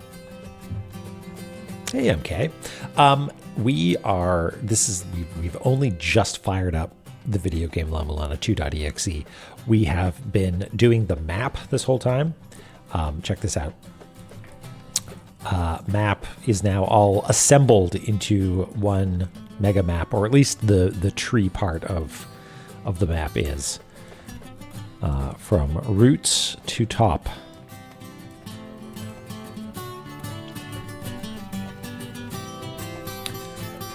And so now we're going to try and take some screenshots of this and do our best to sort of assemble it into something.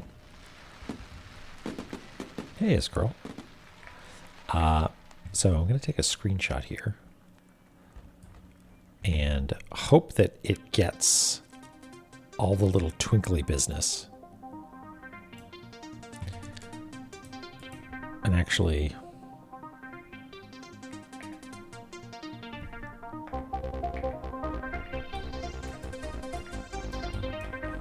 we're going to assemble this out of bits and pieces. Percentage 200%. Oops, not width. Height.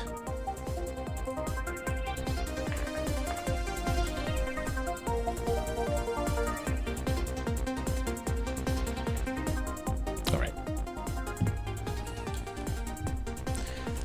Now we got to about the crotch of the treetop. So we just need to come down a little ways. And we'll do the same here.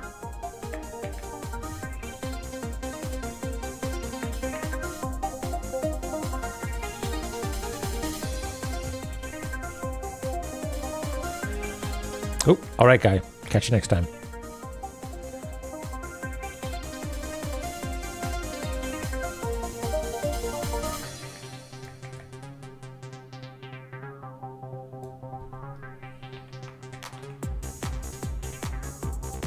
Okay, so now we've got a nice clean version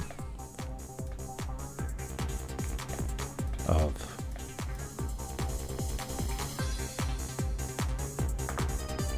this version of the map. Oh, you can't see that. I'm sorry. 1 second. Whoop, whoop. There we go.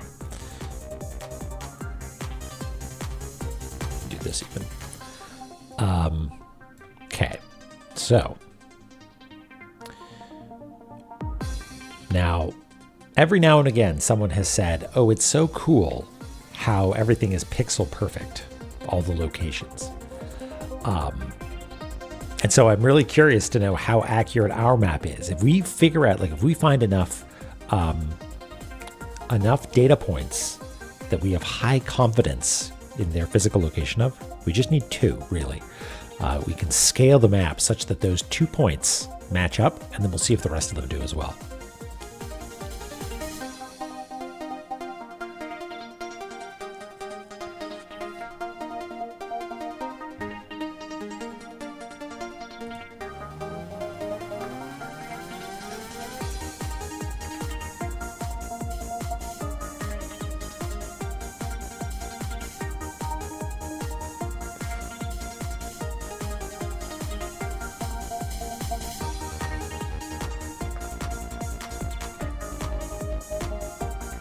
Do I want to, like, trace it out, though? We might be able to...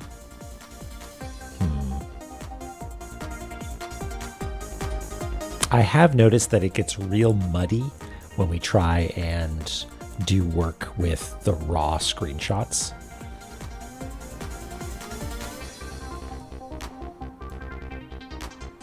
So maybe we'll try tracing it a little bit, or at least extracting some information that we want.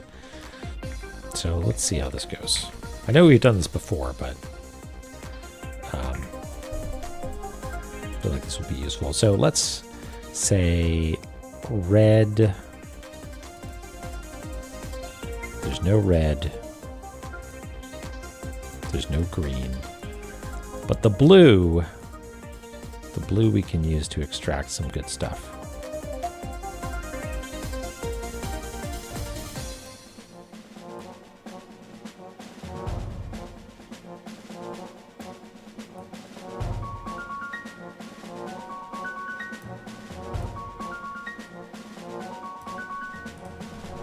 Okay, and now we're going to desaturate this and correct those levels. And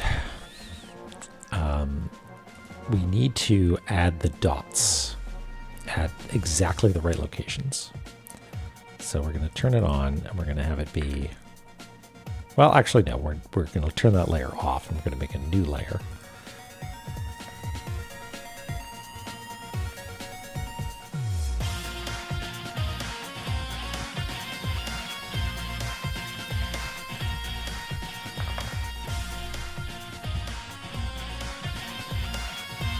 Yeah, totally.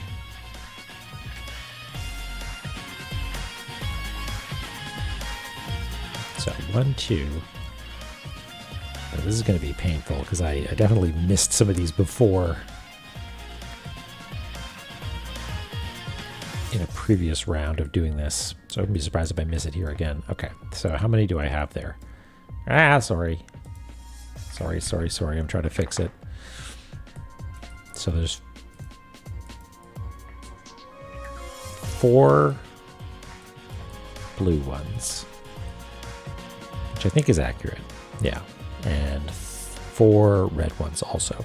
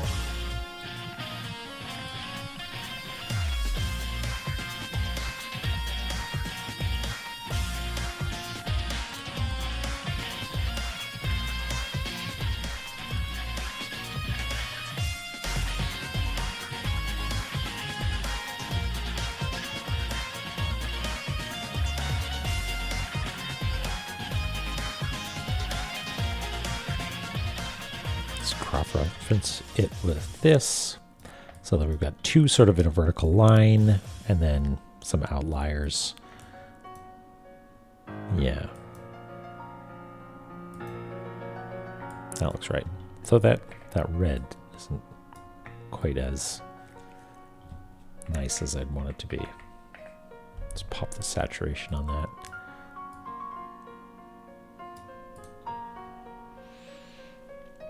Cpuff, hello. You missed mapping and Photoshoppery. There we go.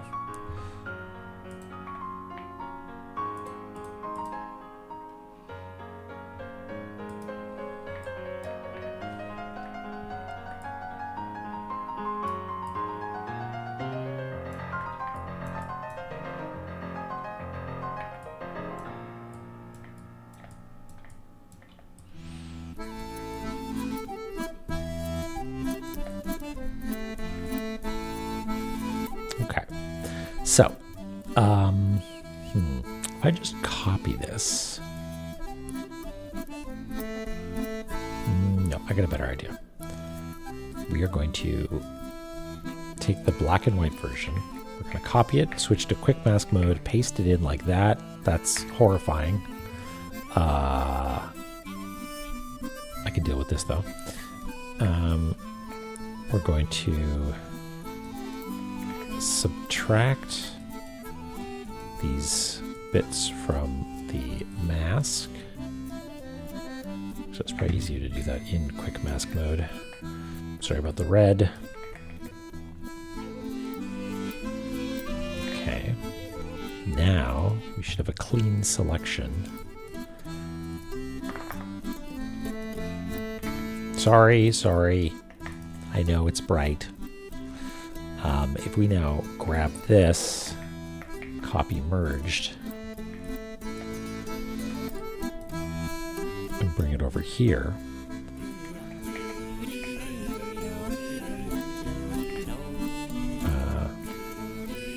Wipe. We now have this, which I do sort of want to redraw because it's so low resolution. It's Monkey Island, you're right.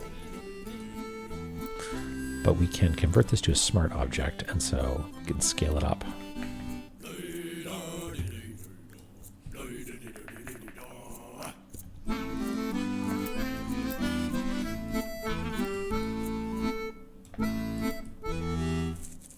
And now we can just sort of eyeball it to start.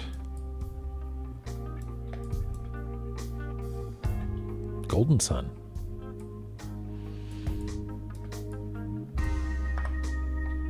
And then we can go in and refine it a little bit. So this we know to be exactly there. And now we can make that, we can have that as a fixed point for our transform. And then we can find some other data point that we're pretty confident in, ideally one that's far away, like for instance this.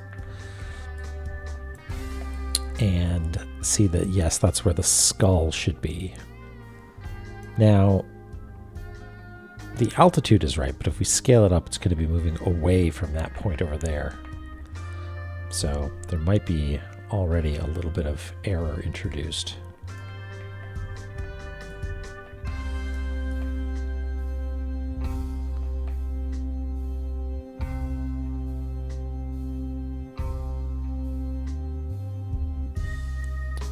What about this one down here? That's another mantra, right?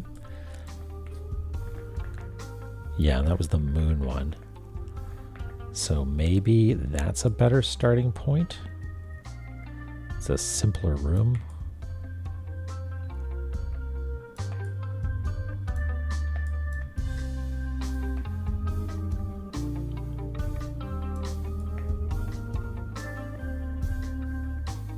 Something like this.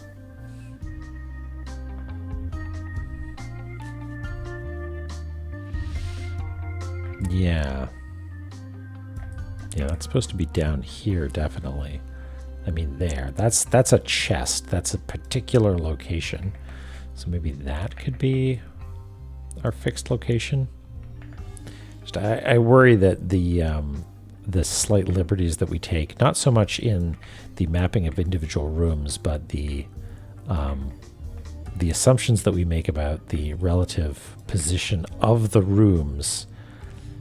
You know, like, is there actually a gap between these two? I mean, it should. I feel like we've got a pretty good reason to believe that we're doing it correctly because the game is 16 by 9. Or maybe it's not. Oh, that's interesting. The game's not actually 16 by 9. There's a banner at the top and the bottom. But there's also a banner at the left and right, like pillar boxed and letterboxed. So it might be that it's accurate to be 16 by 9. Nobody knows. So like that might be reasonable, but then this totally doesn't make sense. This might be a lost cause. It might not be as accurate as we want it to be. This is definitely a mantra there.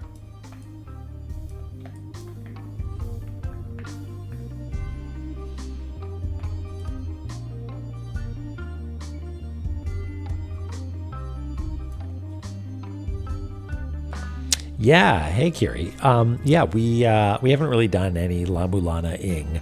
The game is we fired up the game a few minutes ago and went to the computer to get some screenshots. But other than that, it's just been doing this, which is assembling all the little bits and pieces of Yggdrasil into one giant super map.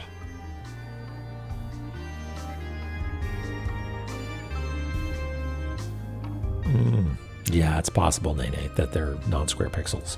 Which, like, who invented that?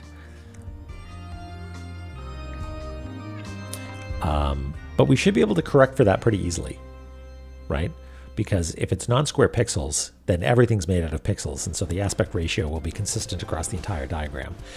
Now, if it's things like, oh, there is actually a slight space between all the levels that's arbitrary, or between each field, or room rather, there's a small gap or something like that. Was it fixed? Okay. Yeah.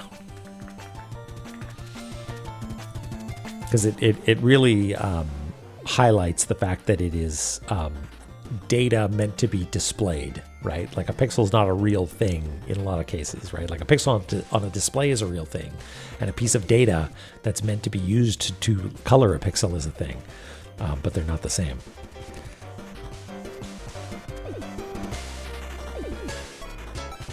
Be me what you got.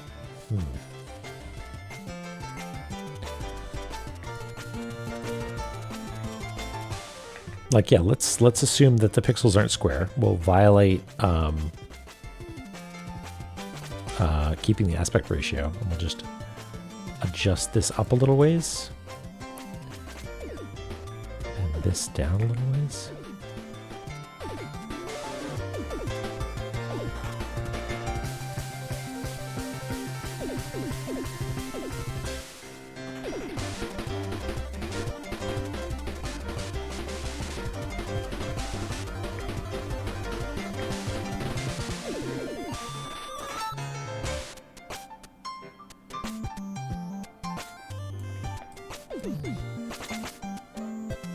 Maybe that's good.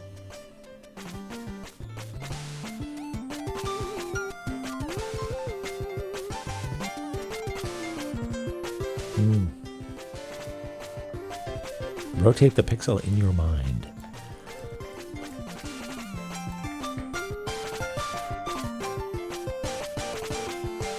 Yeah. It's not really working out.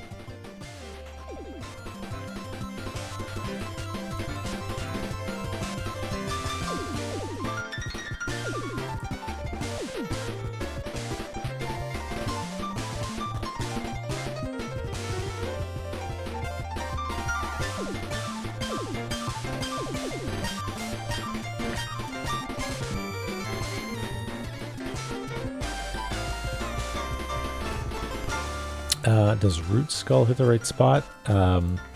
Yep. That was one of the ones that I think I was just messing around and trying to, like when I was adjusting it vertically, I adjusted so it matches vertically. And so let's see what matches.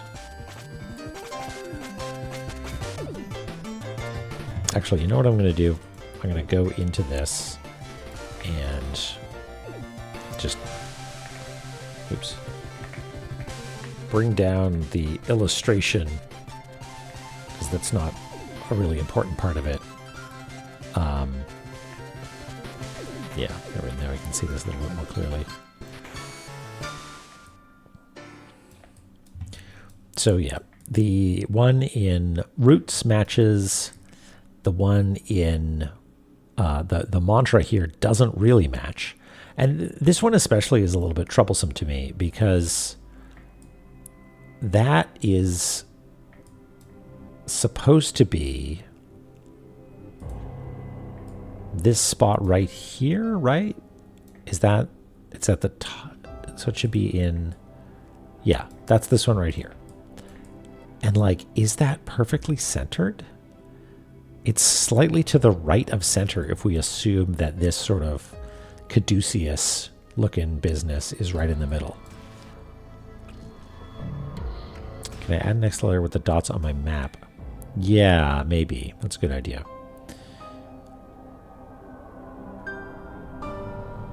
Egrets, you're speaking heresy.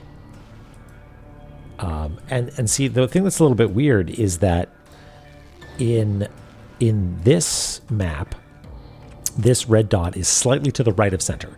And I would be willing to excuse that as like, it's more or less center. Who cares? But in the actual map,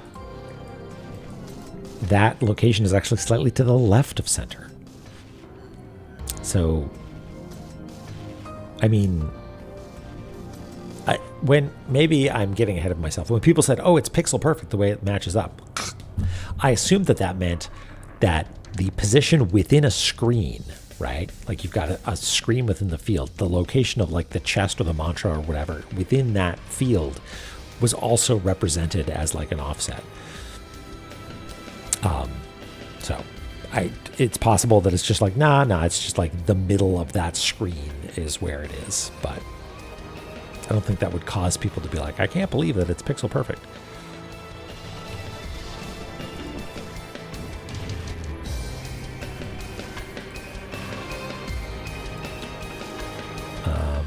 Yeah, so if we wanted to have a little annotation layer ourselves here.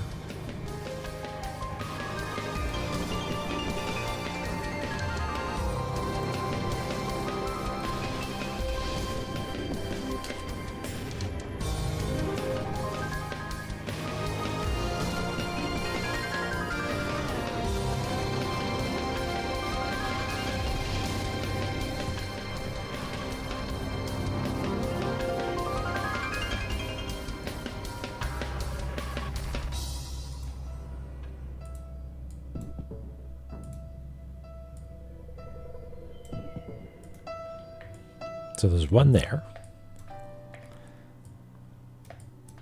There's one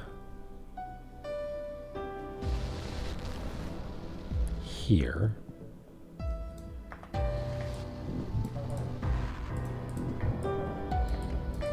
Down here. Can just do a quick consult.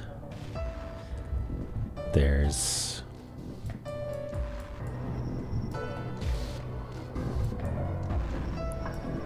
one here, which is sort of ambiguous because, like, where do you actually get it? Was there a chest? I don't remember. Yeah, this is uncertain where this one is supposed to be because I don't actually remember if it's a chest or something like that. Or if you just, like, get the item. And where is the last one?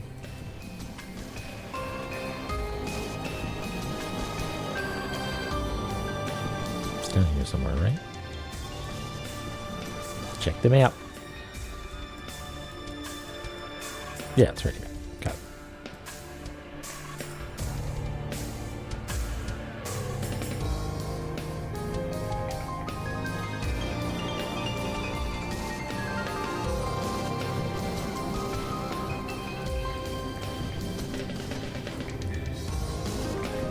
You telling me that computers aren't real?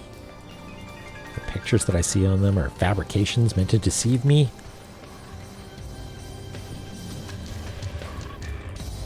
Okay, and then practically speaking, there's only 3 here.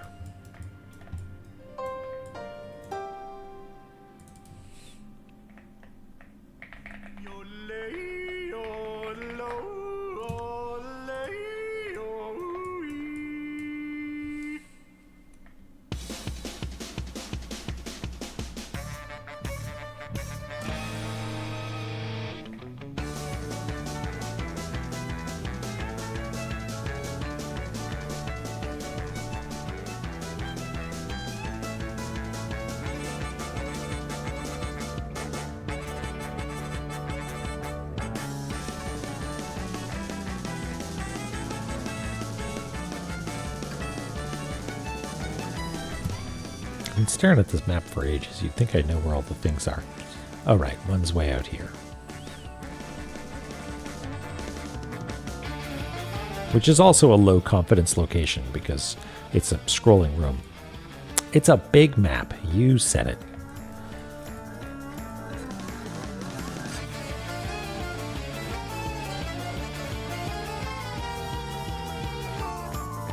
the one just to the left of center. Yeah, this one here.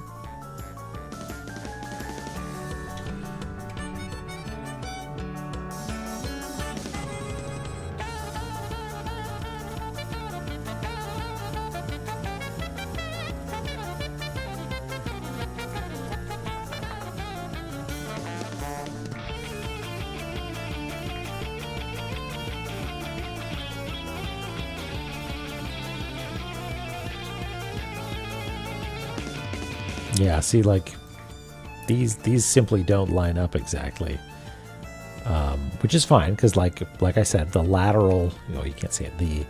There's some lateral leeway on that one on the right in the cavern because we weren't sure exactly where it was.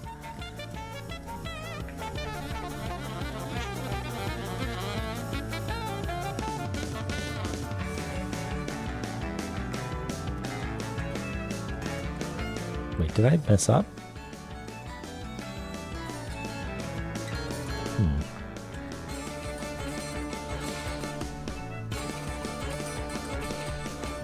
That's right. And that means that there are some colors that you just can't see on the computer. Or rather, I guess there's perceptual experiences that you can have by looking at colors on the screen, but like you'll never see a spectral cyan. Unless you do one of those, what are they called, Nene? The like phantom colors that you can trick your brain into seeing by like overloading by looking at the opposite color. They've got the good names too, like Hypogean blue or something like that. The forbidden hues. Yeah, something weird's going on here.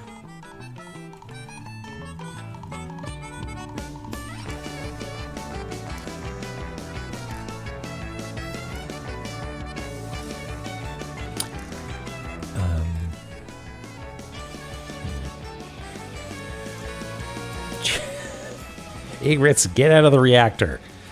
I've told you a million times.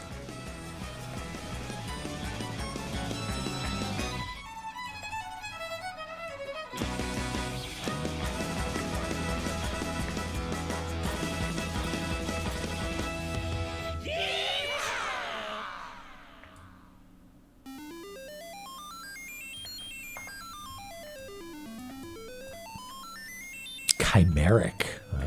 There we go. All right, so this is mildly disappointing, but that's fine, I guess. Also, what the heck happened here that everything's so incorrect? Did I make a big mistake? Like, these are just misaligned entirely.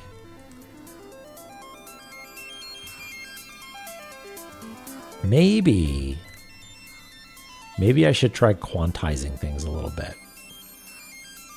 And then seeing if it just like if you put it in like the middle of the room.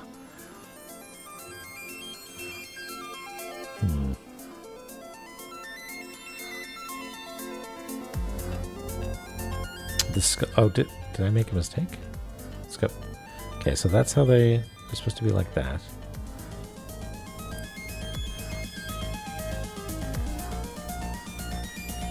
There was a skull there. Skull there. It's too far to the left. Really? I mean, isn't it? Don't you get it from this chest? Yeah, there's also a skull over here, but that's just a little guy. I said sell something through blue through yellow. Means you can't see blue and yellow at the same time. Or blello, which isn't the same as green. Yeah, very cool.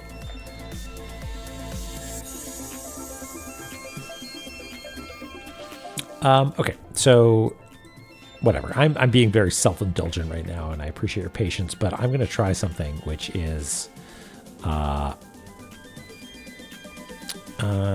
it's up here, Dronon. Candy Corn 2, the sequeling. I mean, this sounds like the opening thingy from Final Fantasy to me. So I'm just going to put this down in the lower left. And I'm going to do that for all of them. just picking lower left arbitrarily because finding the exact center is going to be more challenging. Ah, yes, prelude.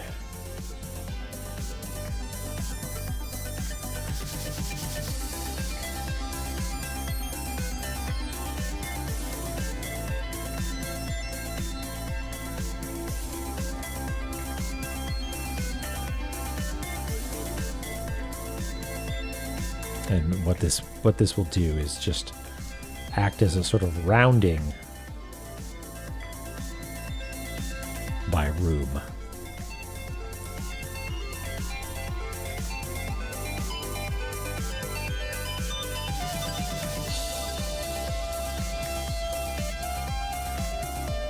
Oops.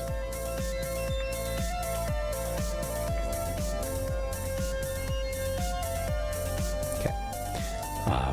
And now I can select all of them.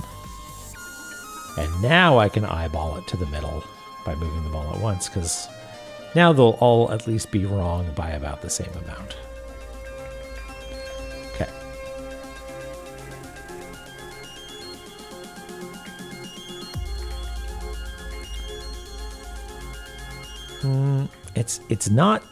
It's not significantly better. It's a little better. And like, yeah, maybe one of these rooms is, whoops, I accidentally forgot where you actually pick up the chest in the case of this one. Salmon pinwheels. Nice. That's good. That's feta and spinach. Like pinwheels, like a sort of like a puff pastry sort of thing? Or is it just pure salmon feta spinach? Either way, it sounds great. All right, well,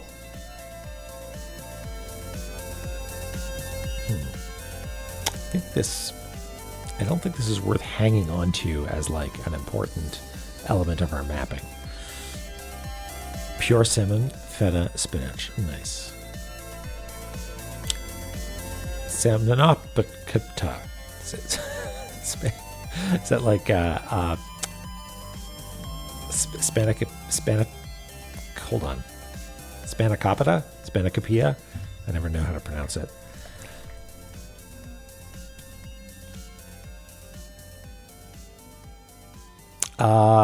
Yeah, it doesn't always follow the rules. At least La-Mulana 1, there was definitely some, like, these areas would overlap.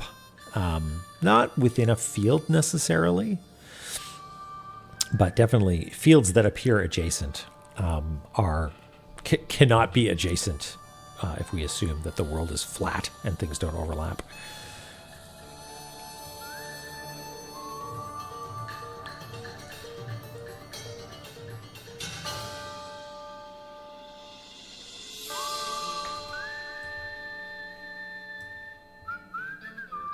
Thought I was going to break into ecstasy of gold there for a second.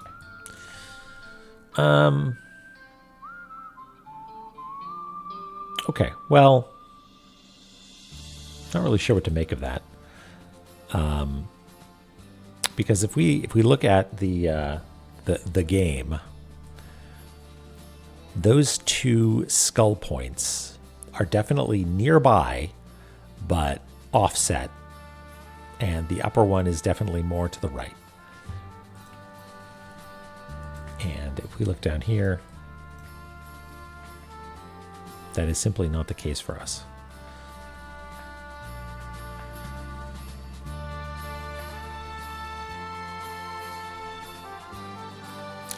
It's not said like the pita at the end is a separate word. Spanakopita. Spanakopita? Spanakopita? Spanakopita. Yeah, like this skull's definitely here.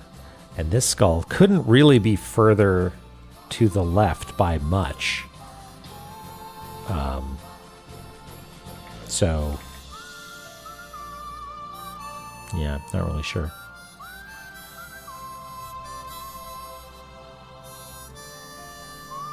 If I could read IPA, this would be useful, Joey. But I appreciate the effort.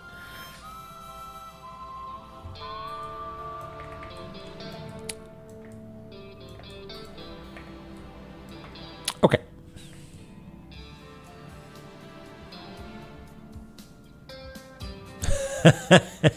So it is a reference to Ecstasy of Gold, I guess.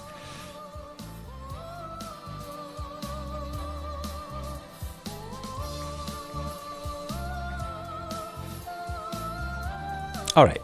So, my next thought is, even if we can't get stuff lining up like super exactly, I think having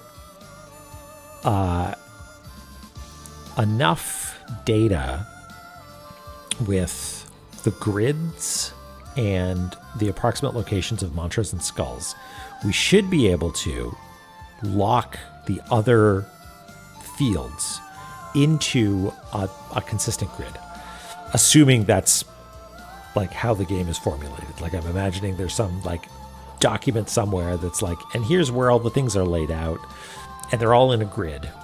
You know, like these areas might not actually be abutting, but there's exactly 2 rooms between them, sort of thing. I hope so. All right, Nene, take care. Thank you.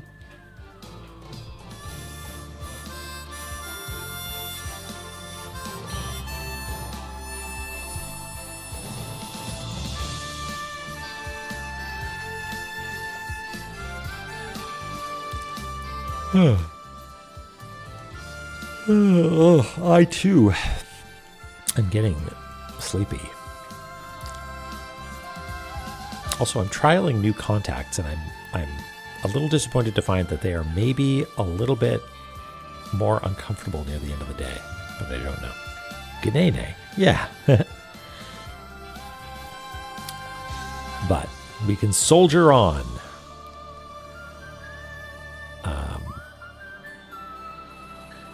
By separating the rest of these zones. So I'm going to save, and I'm going to turn off all the ones that we have separated, so it'll be clear where we still have work to do. All right. You're next, Ancient Chaos.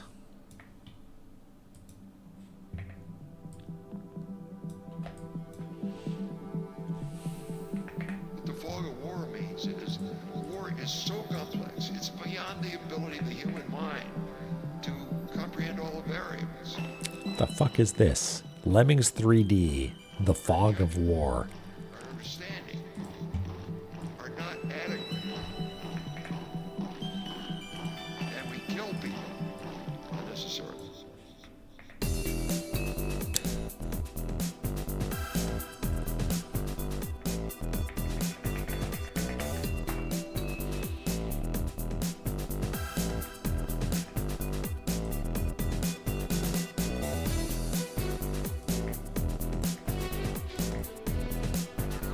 All right, Heaven's Labyrinth, you're next.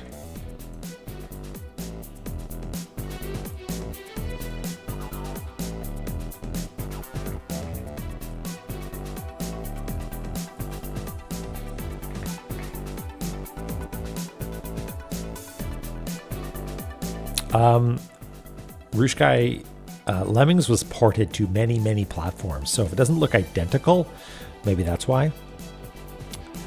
Also, I don't think I've ever seen Lemmings 3D. Wait, is that the one where you're like orbiting around a cylinder a lot of the time? Lemmings paintball game? What?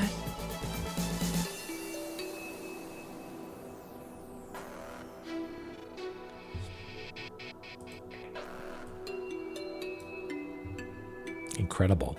Wait, was it like a Doom clone? Like a first-person thing?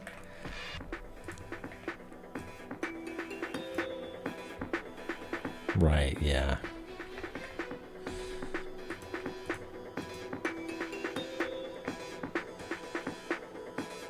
Did you find it?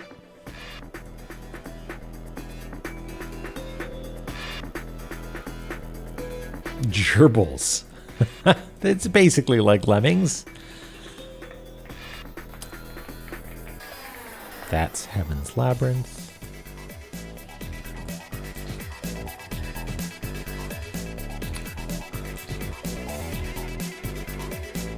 Hall of Bad Ice.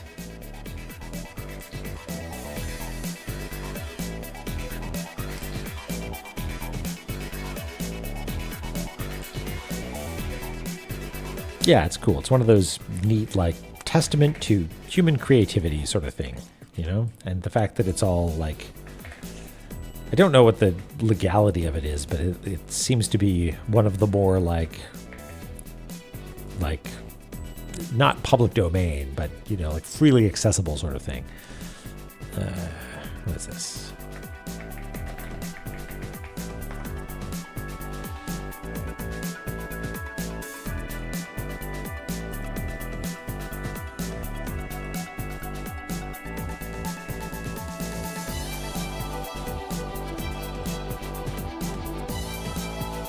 Yeah, exactly.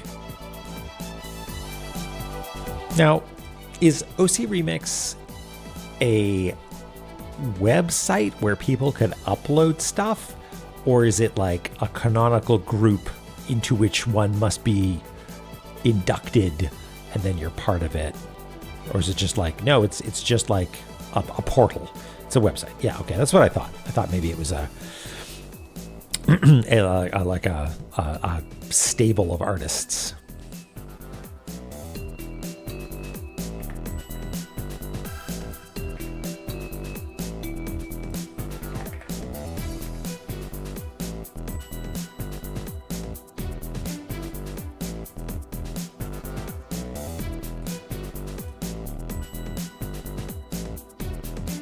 Oh, right. We baked. I was going to say, that's confusing. What's going on here? But we baked all of the room names into Gate of the Dead for exactly the issues that we described earlier.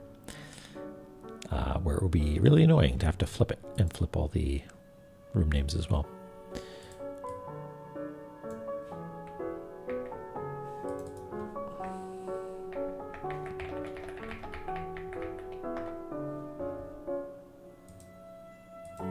Oop, except for that one. Apparently.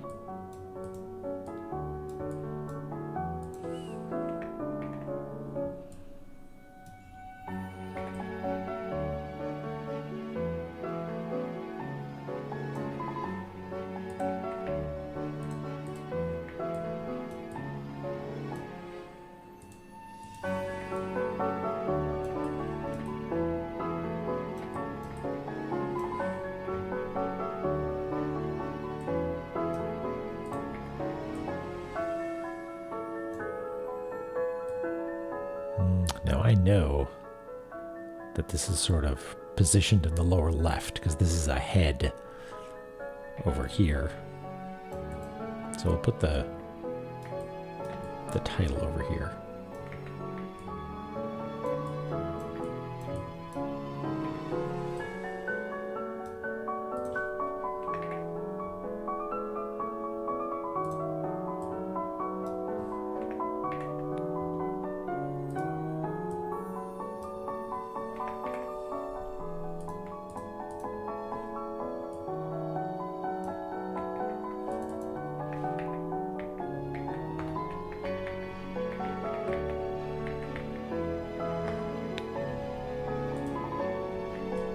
All right, we did it. We cleared up the entire map. Now it's all gone forever.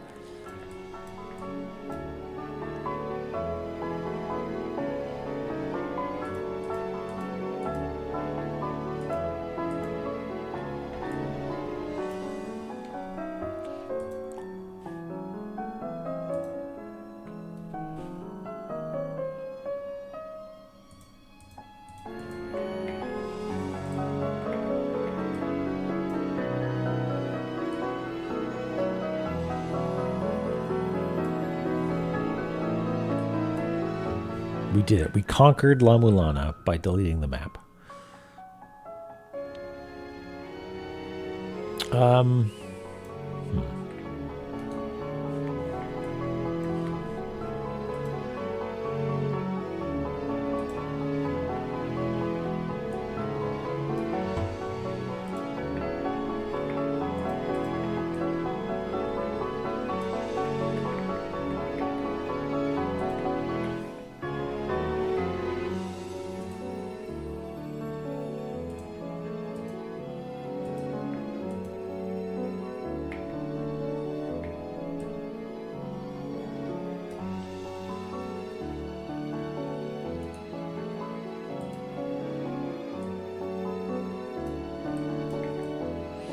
So let's try this again.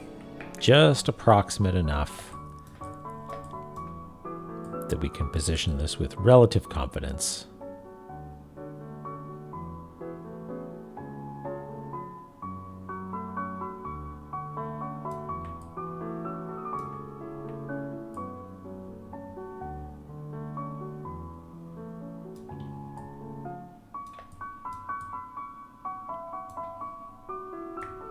It's okay to adjust the vertical aspect ratio a little bit because that seems to make it match a little bit better.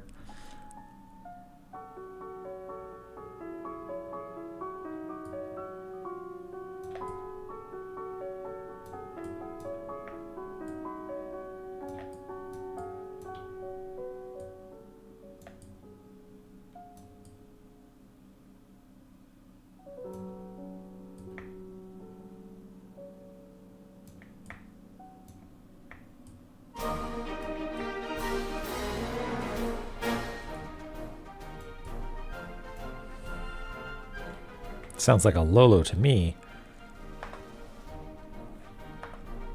Okay, and then go in here, turn that off, save.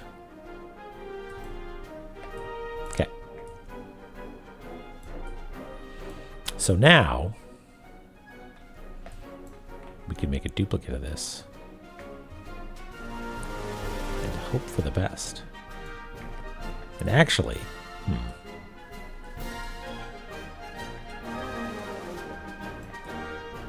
kind of want to bake some registration into this as well, but I might just be able to eyeball it.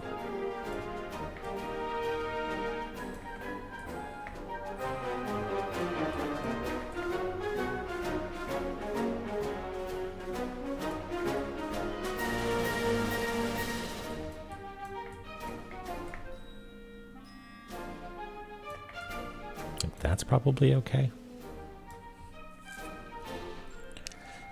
Hey, Ruby. Yeah. Very map. Very map indeed.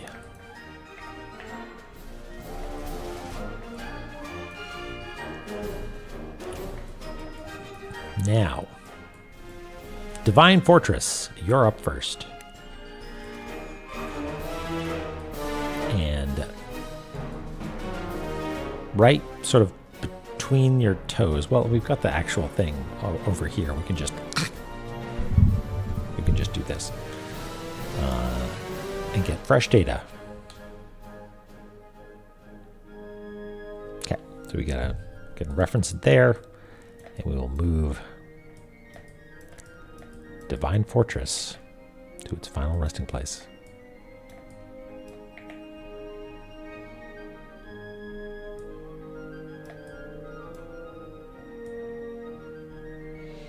So Hermod and Himen would be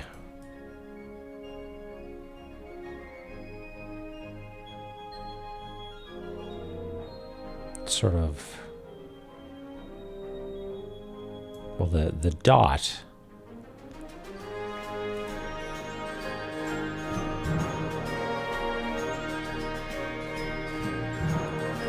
is sort of right here. I really should just take a screenshot and match it up. Fine.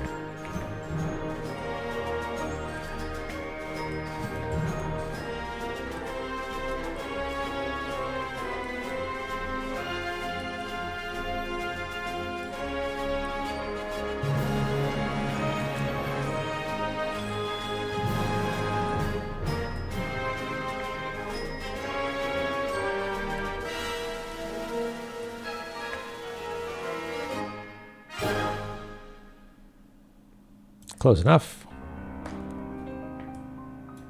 And it's right here.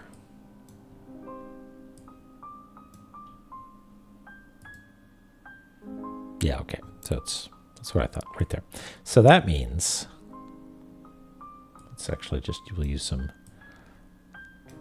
crosshairs and we will position Divine Fortress such that those crosshairs line up right there. So I think I'm pretty confident that that is supposed to be the position within the grid for this.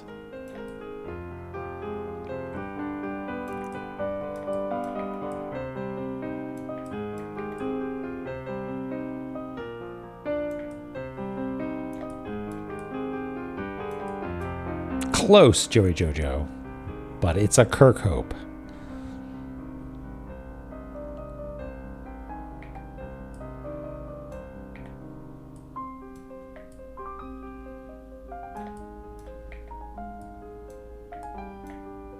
Okay, what's up next? Shrine of the Frost Giants.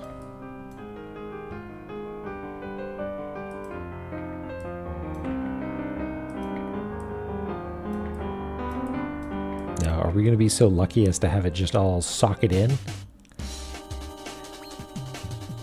Hey, look who it is. Bomi, you have such a wonderful profile picture. How you doing?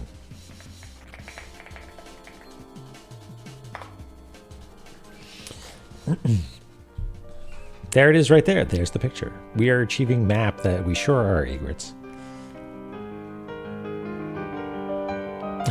Rouge Guy, I appreciate it. Thank you, Bomi. What were you up to? Still working on animal well stuff? Getting even better? 2-player. Oh, archipelago. That's very cool. Is each egg like a check, I assume? Ugh. And each item, I guess? And secret find?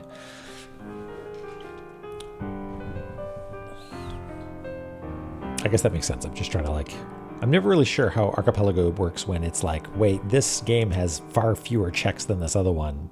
Does it just work out, I guess? Right. Items, X bunnies. Yeah, that makes sense. Frost Giants. Do you think Frost Giants will just sock it in like that? Would that be too much to ask? Let's take a look at the diagram.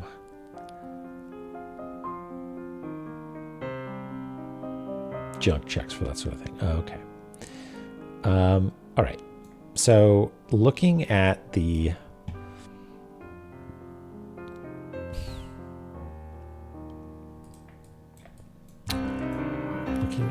map here.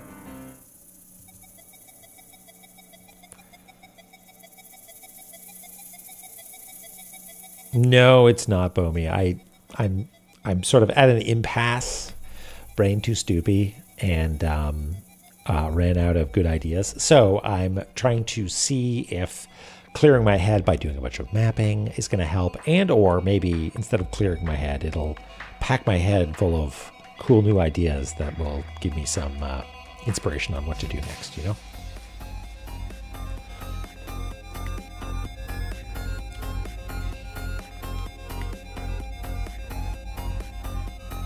Okay, so you can see there the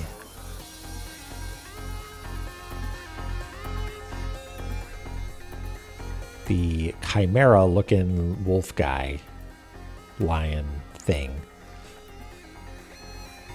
is sort of in line with this. Okay.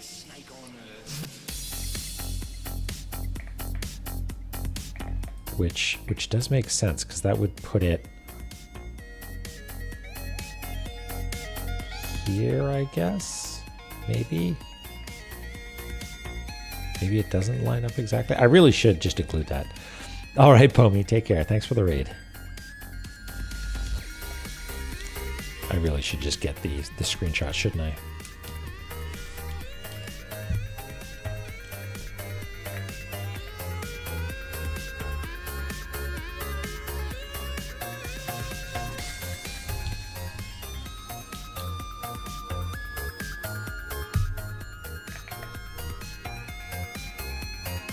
I almost want to extract the game data to get this, because it's very hard to parse visually.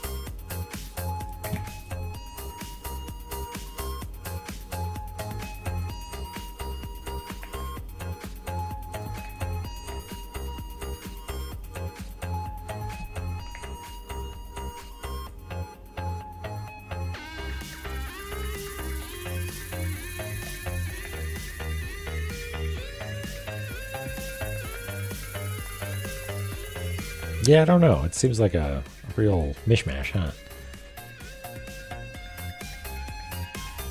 All right, thanks, Mir. You take care.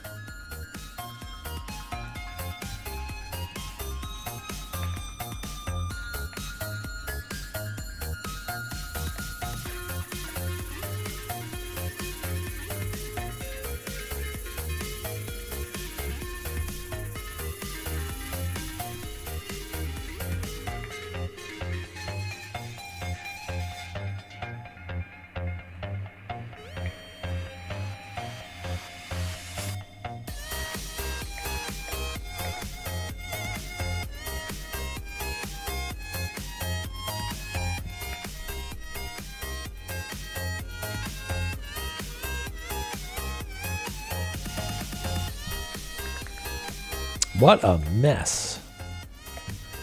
What a catastrophe.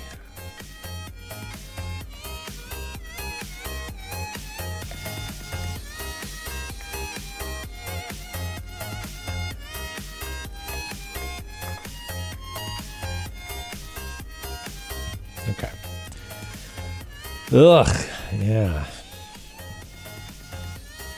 Wouldn't that be a thing? Okay, so I did have it more or less right. It's just that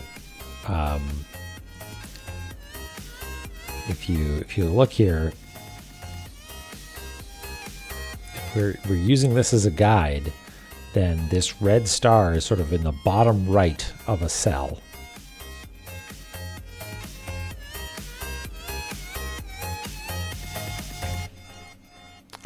Which, is that the case? No, it's sort of the top right. So maybe it's down like this and I'm just off by one? Oh, man. I was really hoping that this was going to be cleaner.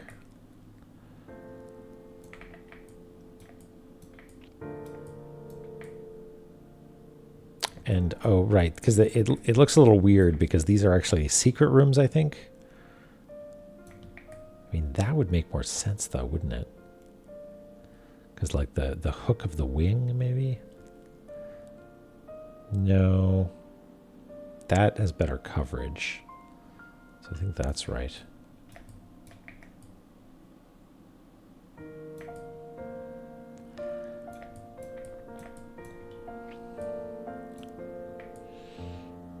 There. 2 places with relative position being correct, I think.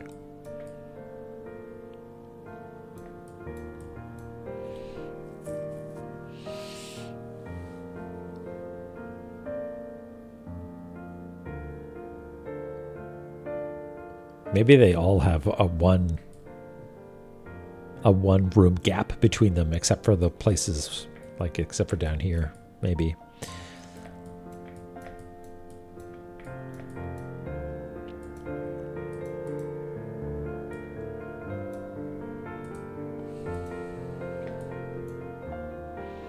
All right, so that's Takamagahara, right? No, that's Gate of the Dead. Okay.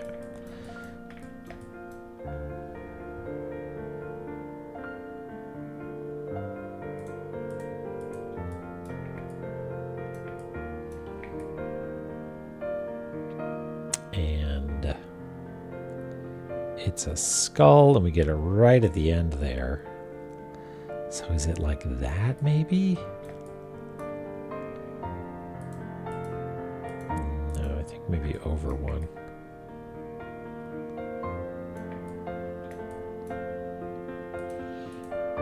Gate of the Domu.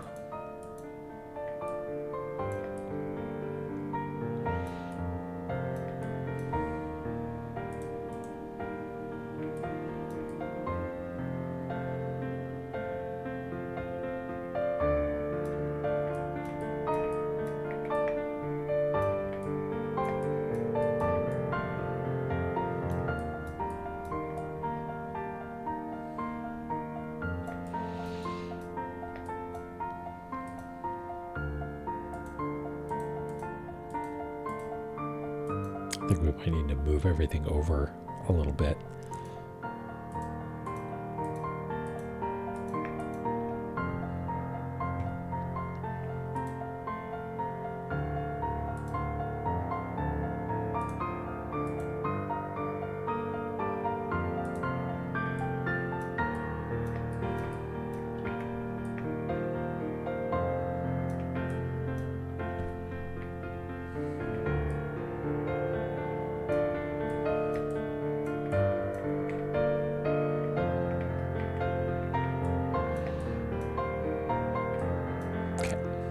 Let's do a couple more of these and then call it a night. Let's get Heaven's Labyrinth in there.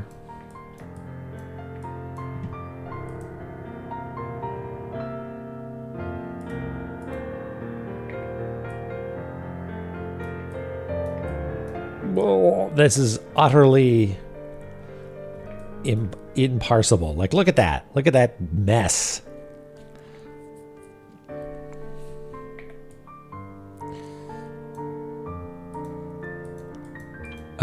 Okay, and so the idea is that we want... Hey, Glacia Labubu.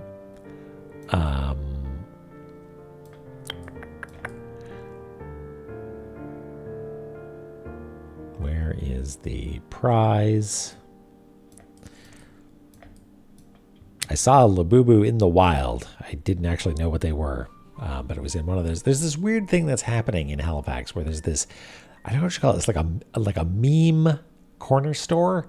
It's like a shop that's opened up, and like the basement is actually like, you know, a surprisingly good Mexican grocery. But the upstairs is like energy drinks, Magic the Gathering cards, stuff that kids saw on the internet that they need to buy.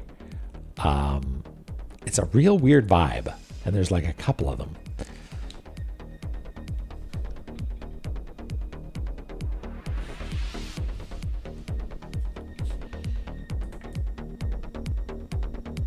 I'm not. I do not know what you mean by the secrets, but I'm intrigued. All right, so yeah, where is the prize? Well, the prize in question is, oh, it's in the left. That's right, I didn't find it. Oh yeah, there's the skull. Okay.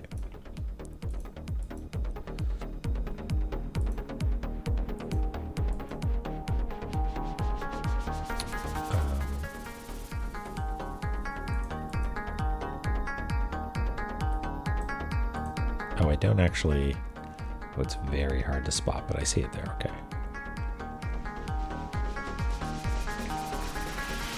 So that, more or less. Again, it doesn't really line up properly. So like this or this would be equally valid, I think. Let's say down here, just because it... No, that makes more sense. It lines up better. I'm actually having better luck lining things up with the illustration of the area than I am with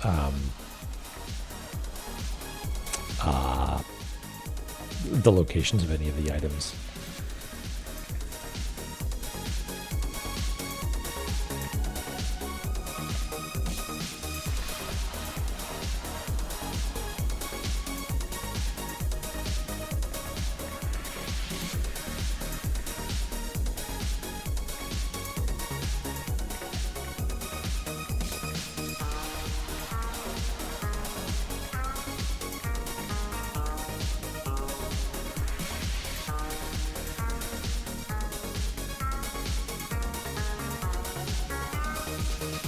Hey, Miss Rand. Yep, that is exactly right.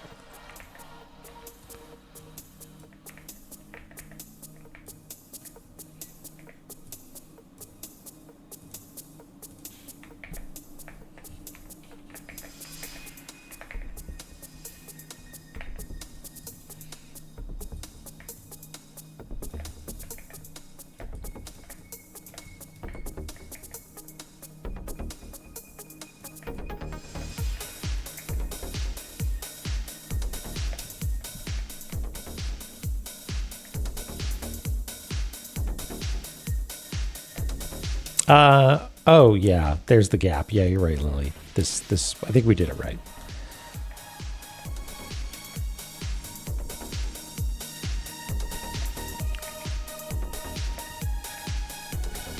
Oh, that's gonna sock it in there. Unfortunately, we have some interference, so let's scooch everything over one before we make any more moves. So Frost Giants, Divine Fortress, Heaven's Labyrinth, Gate of the Dead, Takamagahara. Is that all of them? Yeah.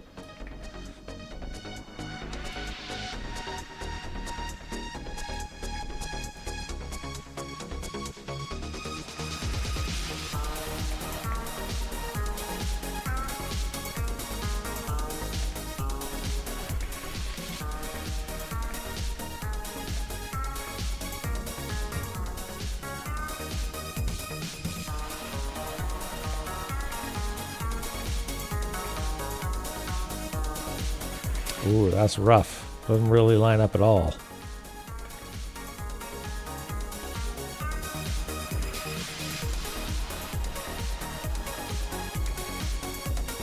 We'll make it work.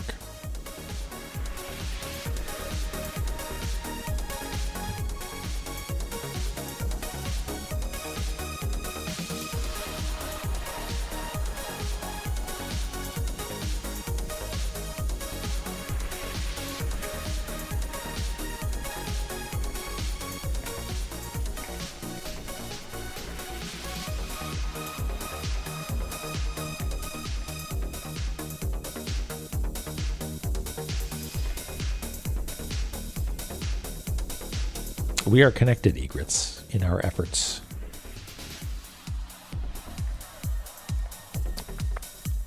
Okay.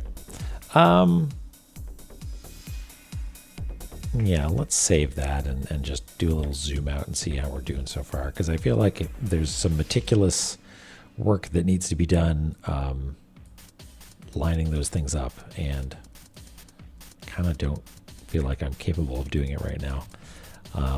Yeah, also like extricating these guys might be a little bit of a drag, but we will do it. Well, we did it so far. We have done some good work. I don't even think we don't even need to save. We don't even need to save. But I'm curious now, if I just throw on the scratch layer and start. Yeah, absolutely. I'm excited to see. It's a cool thing to see other people's notes because they're in one sense the same, right? It's of the same source material, but you can see their different path through something, but all orbiting the same thing. It's like, I don't know, seeing people do golden path stuff and seeing their golden path it's neat, right? Okay. There was first, and then Immortal Battlefield here.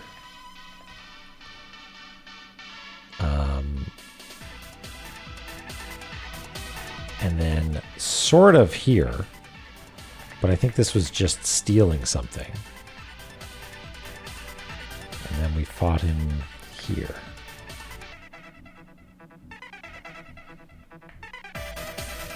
So, not really. Like, that seems an inelegant path, and not an especially interesting puzzle to be like, go to these locations where you saw him. Yeah, I don't know. It doesn't scream clever puzzle, so I'm disinclined to think that it's something like that, where you're supposed to go to all the places where he was. But that being said, there's a quote specifically in the prophecy. No place it visits. So place it visits is very particular. I mean, like the is to be missing thing makes me feel that it's sort of a kludge to get the word missing in there.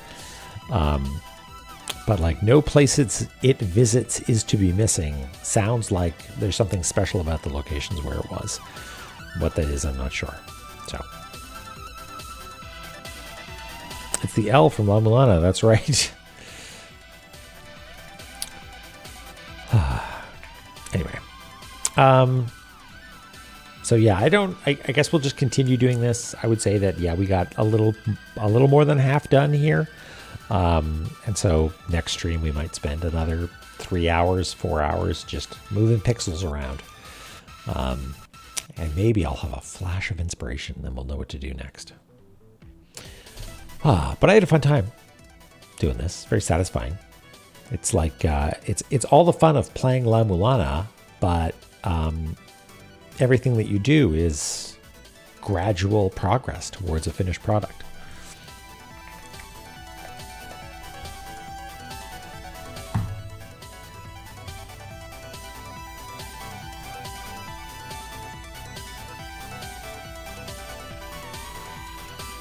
And there's, well, a small chance of getting Squimch. Author Blues, 4-job Fiesta. What do you think? Should we go bother Auth? Let's go do that.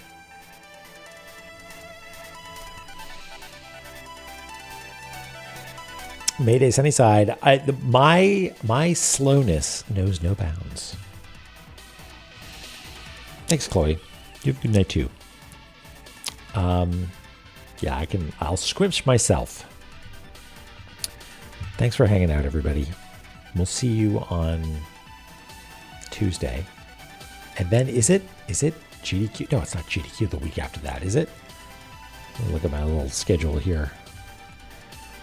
No, there's next week, and then there's the next week, and then GDQ starts. I'm glad you appreciate it, Eris. It's a fun time. So thanks, everybody. Take care. We'll see you on Tuesday.